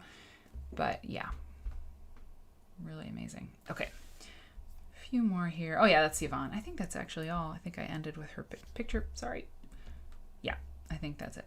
So that is Yvonne Wells, some of them. Okay, and the cookie cutter ones, yes, exactly. Ivana says, I believe they're missing because they are out of the box. And I know I've been judged. Yeah, I know I've been judged by veteran quilters with snares, which made me feel sad. I know. I mean, the Quilt Police, they are real. We talk about them and kind of laugh about them. But I mean, the Quilt Police, for those of you who don't know, maybe just dropping in, anyone who knows about quilts or has made quilts for a while, I mean, there's the Quilt Police. And they're the people, anybody who makes you feel bad or throws you any kind of shade about the quilts that you make or like or admire or want to linger on at a quilt show, anybody who does any of that is the Quilt Police, and they gotta go. I think about, you know, the people who it's about shame, and it's about like it's patronizing, and it's clearly it's born out of fear and their own insecurities. But like, it's surprising how much it happens. I mean, it really does. And, you know, I kind of laugh about the Quilt Police and like, ugh, the Quilt Police. But I mean, think about all the people that they have scared away. You know, all of the people who, you know, like were wanting to be really free and creative. And were kind of like had it beaten out of them, like mentally and psychically, or just never made a quilt again. And, you know, don't want to make it about me, but I mean, I faced the Quilt Police en masse, like, because I was doing the show, right, with my mom, and being young and like wanting to do crazy stuff, like, I don't know, it sucks. Like, if you're made to feel bad about what you don't know about how to make a quilt, sorry, like, I don't know how to do that, or like, I did that wrong, like, I'm sorry, or even better, I did it wrong again. Sorry. Like, it's just there's no room for it. There's no excuse for it. And so, yeah, I mean, if you show, oh my God, if you like show a quilt at a show and tell and there's like crickets, find a new guild, for real. Like, everybody should be championing everybody's stuff. It's true. And I'm not talking about the kind of thing like, well, you have to make everybody, you know, not everybody should win a blue ribbon. That's not what I'm saying. It's just that, for God's sakes, we're making quilts. I mean, we take it pretty seriously around here because we're talking about like scholarship and, you know, history and stuff. But I mean, they're quilts. Chill. I mean, do you remember all the shade that the modern quilts got thrown at the beginning? Oh my God, like, that's not a quilt. Or like, well, you know, that's not going to last. Or the moderns are going to be here today and gone tomorrow. What is a modern quilt anyway? I mean, just so annoying. So annoying. Loosen up. Get a hobby. Really. Like, get a hobby. Just chill out. Okay, sorry. Yvonne. Cool it. Okay. All right, we're going to watch this video and then I'll probably sign off because if you're just joining us, I have a gig at 2:30 in the morning. That's true. I have a gig at 2:30 in the morning. Okay. Yeah, exactly. Val, they need to find something else to do with their time. I know. Dee Marie, I know. Yvonna. Oh. Yeah, you know what? I regret you got rid of them too, but you know what? You're a quilter. Just make the next quilt, you know? Just make the next one. You know what I'm saying. Yeah, they're not your friends. Okay, thank you. Crafts for others. I just said that too. I just saw your comment, but also it's like, get a hobby. Get a life, you know? Just, ugh. Yeah, I don't mean to stay on the negativity, but I'm just so angry at anybody who thinks it's okay to like be like, oh, and another one is like, you're cheating, right? If you're doing something with the sewing machine, or you're, you know, like raw edge applique. I remember this student was like, well, I was doing applique, you know, on my machine, like a raw edge, and I don't know, someone said that it was cheating, so I don't think I can really do that. Can I? It was like, yes, you can. You can definitely do that. And cheating, is it cheating to like buy butter at the store, or shall I churn it myself, Karen? Like, should I go get an ice box? You know, should I go haul ice from the wherever to like cool my? Can I just have a refrigerator, or is that cheating? Ugh. Over it. Hate it. Really angry. Clearly I have some baggage, but like people were not nice to me, and there's no excuse for it. And you just have to like, I don't want to shame them back, but I just want to make fun of them. I just want to be like, you're ridiculous. You're a mess. Stop, you know? Just have a little feelings. My feelings. Hey, a nun maker. I didn't see you come in. I'm so glad you're here. Yeah, the Modern Quilt Guild, it's great. And by the way, you know the best revenge? Don't leave. Because like everybody in the beginning, I'm sure, was like waiting to see if Marianne Fons' daughter was like actually going to stick around, or if she was just like, I'm on my mom's TV show. And I did stick around. And look at that. I'm still here. And Ivana, you're still here. And the Modern Quilt Guild, the Modern Quilters are still here. So, maybe I can't monetize this video now because I'm doing this. I don't care. I'm so mad. I hate it. Because it's destructive. It's destructive to creativity. And that is a damn crime. Because there's nothing wrong with creativity. It is just good. If somebody wants to make a quilt, for God's sakes, they should be ashamed of themselves. Caitlin says, I sometimes get people asking how I made a particular quilt, and I'm always slightly embarrassed that I probably didn't do something quite the right way. Same. I always warn newer quilters that I may not be the example they want to follow. I mean, girl, and this is like a woman thing. You know, we apologize. We have our like imposter syndrome. It's like, I know, I do it too. Like, what is the first thing you do when you show a quilt? You're like, don't look at this part because I screwed that part up. And we laugh, but I mean, I do it all the time. I'm like, oh, don't look at this, you know? Oh, that didn't do that very well. But I think part of it is we don't want to, we want to recognize that we're like, yeah, we're human and we didn't do everything just right. But I think, and we're, you know, girls have like the thing and we have to apologize and not take up the space that we want to take up, all that stuff, all that feminism. But I think it's also because the Quilt Police are real. And if we don't like sort of like I know, you know, like, please don't point it out for me. You know, like I understand that it's not like perfect, because I think, frankly, if you've had any Quilt Police moment, you're like bracing yourself for any kind of, you're bracing yourself to not feel as bad as if you would, you know, if you would feel worse if you were like, this is my quilt, I'm so proud of it. And some like crone or some young, like, yeah, Karen, doesn't have to be an old person, believe me. Oh, believe me, the Quilt Police can be any age and any gender. And they can be very woke, you know, they can be very woke people who are just all about like equality and all about like, you know, having safe spaces and doing all this. And they can be the worst, right? The worst at being judgy. It's so gross. Quilt policing knows no boundaries. Anyway, but I think that when we apologize for a quilt or we say like, oh, I don't know, I didn't do that very well, it may be true. Because it may look like the dog's breakfast. I have had a few quilts that looked, you know, not my best. But they really, you know, really. Because, like, the batting was poking through. Or something really bad, you know. Truly, like, I fucked up. But in general, you know, I think we just get a little tender. Because, can I just point out, These are quilts, and they are just quilts, but they're us. We make them from our heart, and we make them with our time and our hands, and it's kind of a big deal.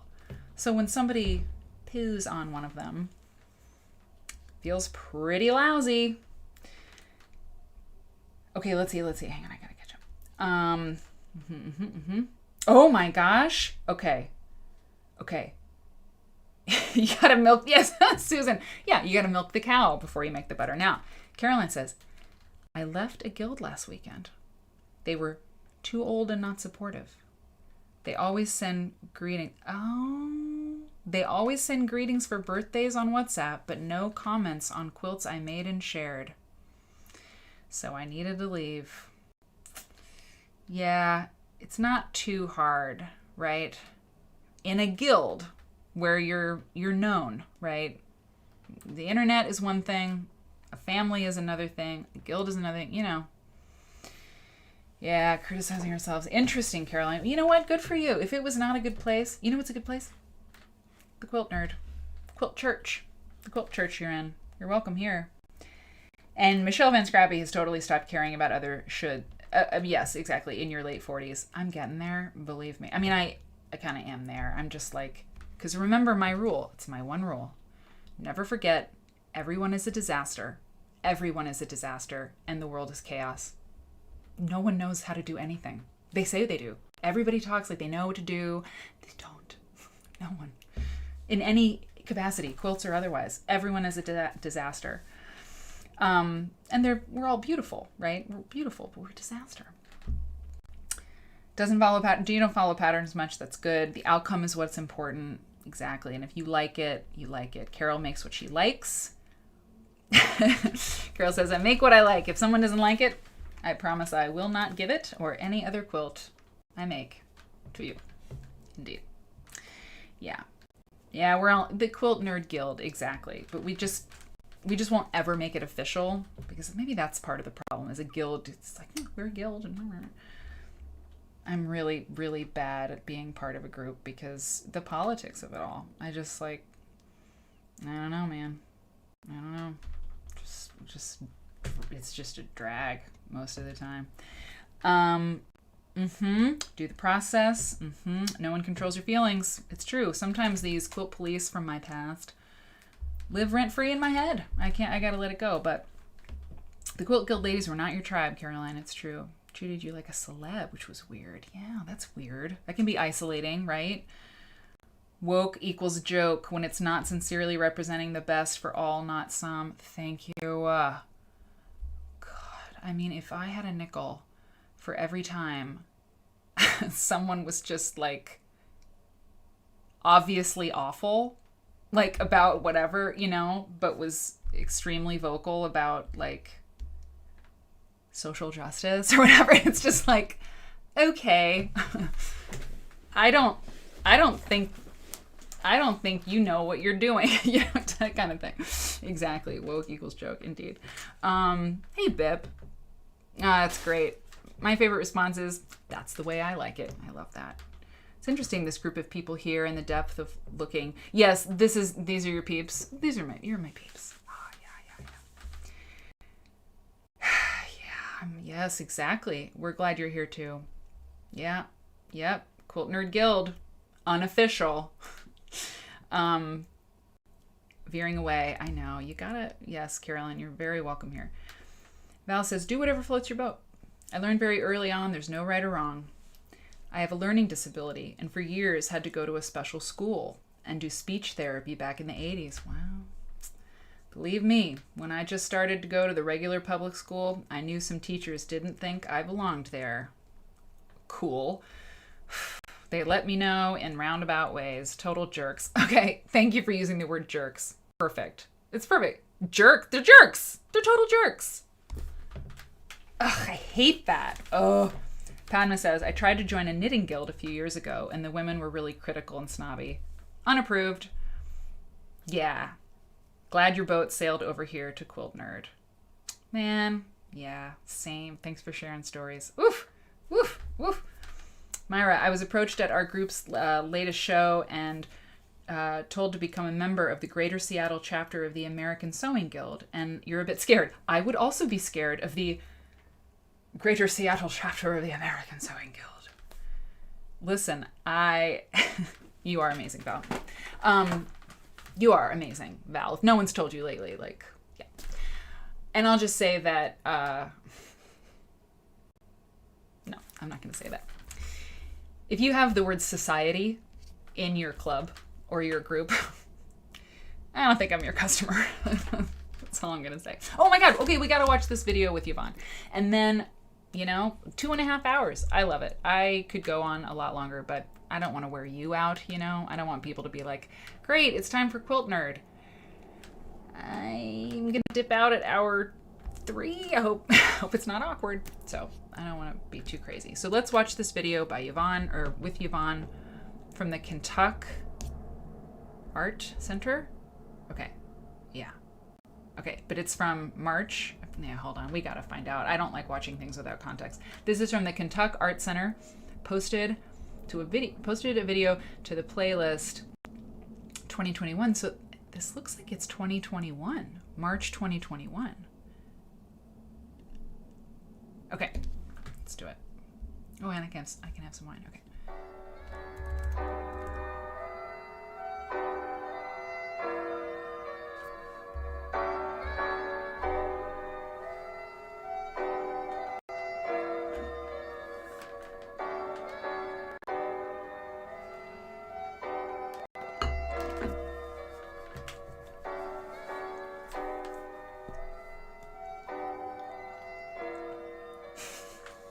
Hi, my name is Yvonne Wells, and I'm at Kentuck for the Good Trouble exhibition that we will have later on this year.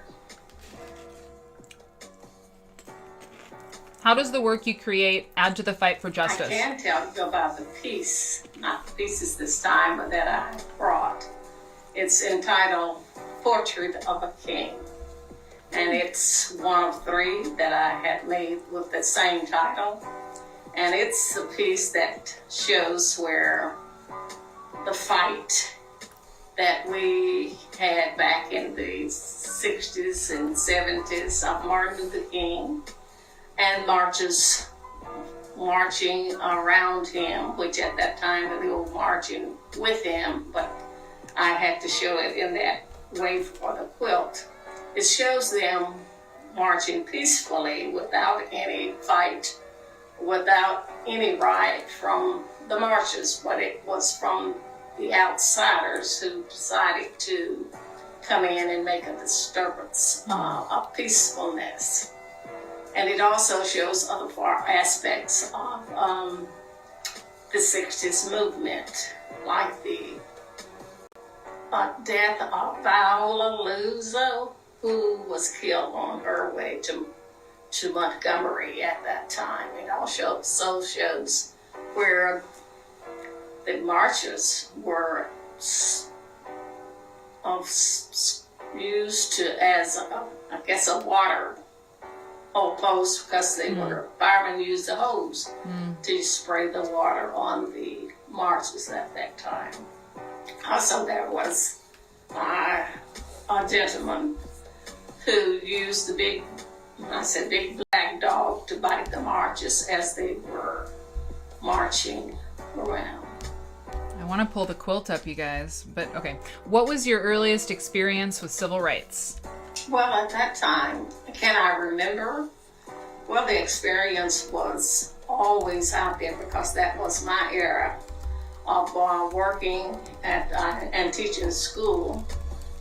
And there were many events that were going on at the time. However, I was not one to be a physical participant, but I thought I had the responsibility as a teacher to teach in the classroom and go over the things that a lot of people were not participating in. But I wanted my students and whoever would ask about what was going on, that I could relay the message truthfully. How does your work relate to memory? A lot of things were factually done, and I had read and I had spoken, and then I had seen this on TV. A lot of it was memory, and a lot of it was how I felt about what was happening as a folk artist. It dawns on a lot of people that I didn't say exactly what was said, but in my mind as an artist, it was all correct. And therefore, I think it is extremely important for me to go with my work so I could explain to them what this T was and what it meant and what this ball meant and that kind of thing. So that's where the storytelling came in after I had to go with my work. How does being a Southern Black artist influence your work? How does it impact? A lot of, as I have said before, a lot of things I can see without it being there. I can feel without it being there. I can handle stuff that a lot of people think is just garbage. So being black in the South is just like being black any place else. But you have or may have a certain feel about a certain subject or incident that may have happened, which gives you the opportunity to express it your way. When did you begin creating? We know that. I begun in 1979, and my inspiration comes from many places. As I have said before, that I'm a school teacher and I have students who say stuff and I want to come home and make what they said. I read, and then I watch TV, and then again I just do it because that is what I'm seeing. It comes from the head, heart, and hand. So inspiration can come from any place. Why is it important to give social commentary? I really wish they were showing more of her quilts, but I almost jumped in and did it, but I think it's, we can just listen to her. Okay. Why is it important to give social commentary? Well, I think that's very important. You see, it hasn't left yet. Back in the early 50s, 60s, and 70s, you can look at today. It's basically the same kind of protest as it was back then. I know John Lewis would say, when you protest, get in good trouble. And that's what he did. Back then, I think it was good trouble as well because we were nonviolent at that time. And now there may be people who are violent, but the trouble that he was talking about made a change. Wow. How does the work you create add to the fight for justice? This piece that I made may add to the fight for justice because it showed what happened then. It showed like the people who now are fighting for justice. Only it was in a different kind of setting at that time. Nonviolent to violence. But everybody was seeking for a change. But not some in the good way, and some was in the good way.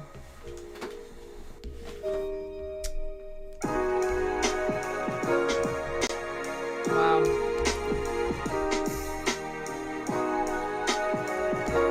Great. Yeah, that's March 2021.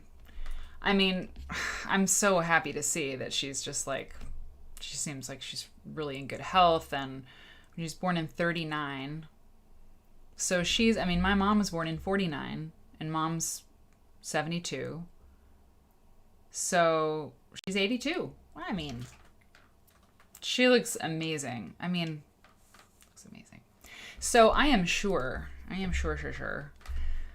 that there are, there's more on YouTube. I mean, I know there is, but, you know, you gotta play. I hope they don't like copyright, you know, charge me or something. I probably should have like stopped more and talked, and because that you can get away with playing videos and stuff if it's transformative, and so you gotta like do commentary or whatever. I probably should have pulled up quilts to play while she was talking, but I didn't want to. I just wanted to hear her talk because she's Yvonne Wells. But I'm sure that, yeah. Oh wow, that's weird. I just put Yvonne Wells into YouTube and it came up with me live. That's very strange. Yeah, check this out. Yvonne Wells, an introduction. Great. 7 years ago. Oh, there's another Yvonne Wells. Okay, well, we like our Yvonne Wells a little bit more. Sorry. Yeah, there's more. There's more stuff. You can totally find stuff about Yvonne Wells. And there are many Yvonne Wellses. That's fine. That's fine. You all, this has been a delight. I just want to make sure I've done everything. Yeah, we talked about Hannah Hawkswell, the woman who was like a, I don't know, is Hermit like weird? Is that like a bad thing? I don't think so. She was an isolated woman by choice, it seems. She made quilts and now they're all over the country now. They were sold after she died, and that's it is what it is. That was a very interesting little tidbit. We looked at the Clarion, that interesting magazine, you know, from the Folk Art Museum. How about this? Yeah, we talked about this wonderful quilt behind me, right? This silk confection. And we talked about Yvonne Wells, you know, this woman who, and like anything you see on this show, like there is the seed. Hopefully I can bring it, we can all plant it together, and now you go off and like discover more. I mean, didn't they say she made like, somewhere we read she made 20 quilts a month at some point, right? Didn't that article say that? So you can find many, many images of her work. You know, some will be good, some won't be so good. But, and I don't know where you can buy Yvonne Wells, but yeah, I think that would be that'd be on my list to maybe see what she's selling, you know, or who's selling Yvonne Wells' work. I'm sure she has an agent. Of course she has an agent. She's had one for a long time, I think. But anyway, I can't be buying quilts. Where do I put them? I don't know where to put them. They're okay on my computer screen for now. So you all are wonderful. I just really, really love being here with you. And yeah, we can make a donation to Kentucky. Totally. Absolutely gives you chills. Amen. So yeah, great show. It's because of you that I'm here doing this. I'm so grateful for this, and I'm grateful for you for coming. And I really appreciate you coming like to the shows. I mean, like, I know that's like sort of obvious when I say thank you for coming, but like, you know, a lot of us get together, all of us, every time. I couldn't ask for more than that. That's amazing. I know not everybody can make it all the time, but like, some of you guys can make it every time. And I'm like, oh my God. So I see you and I really appreciate you. So I'll see you on Saturday night. I still haven't decided about sewing on Sunday. I know it's sort of wishy-washy, but it's kind of one of those things I got to make the call as the week progresses a little bit, because the weeks, you know, they are all so different. They're like people. See you later. I'll put the show notes up tonight. I really will. And I'll actually put the ones from the last show too. I just forgot that I hadn't done it. So I'll do that too. The tattoo stuff. And I'll see you soon. And tell your friends, tell a friend, be like, oh, have you seen the show? It's really good. And that's it.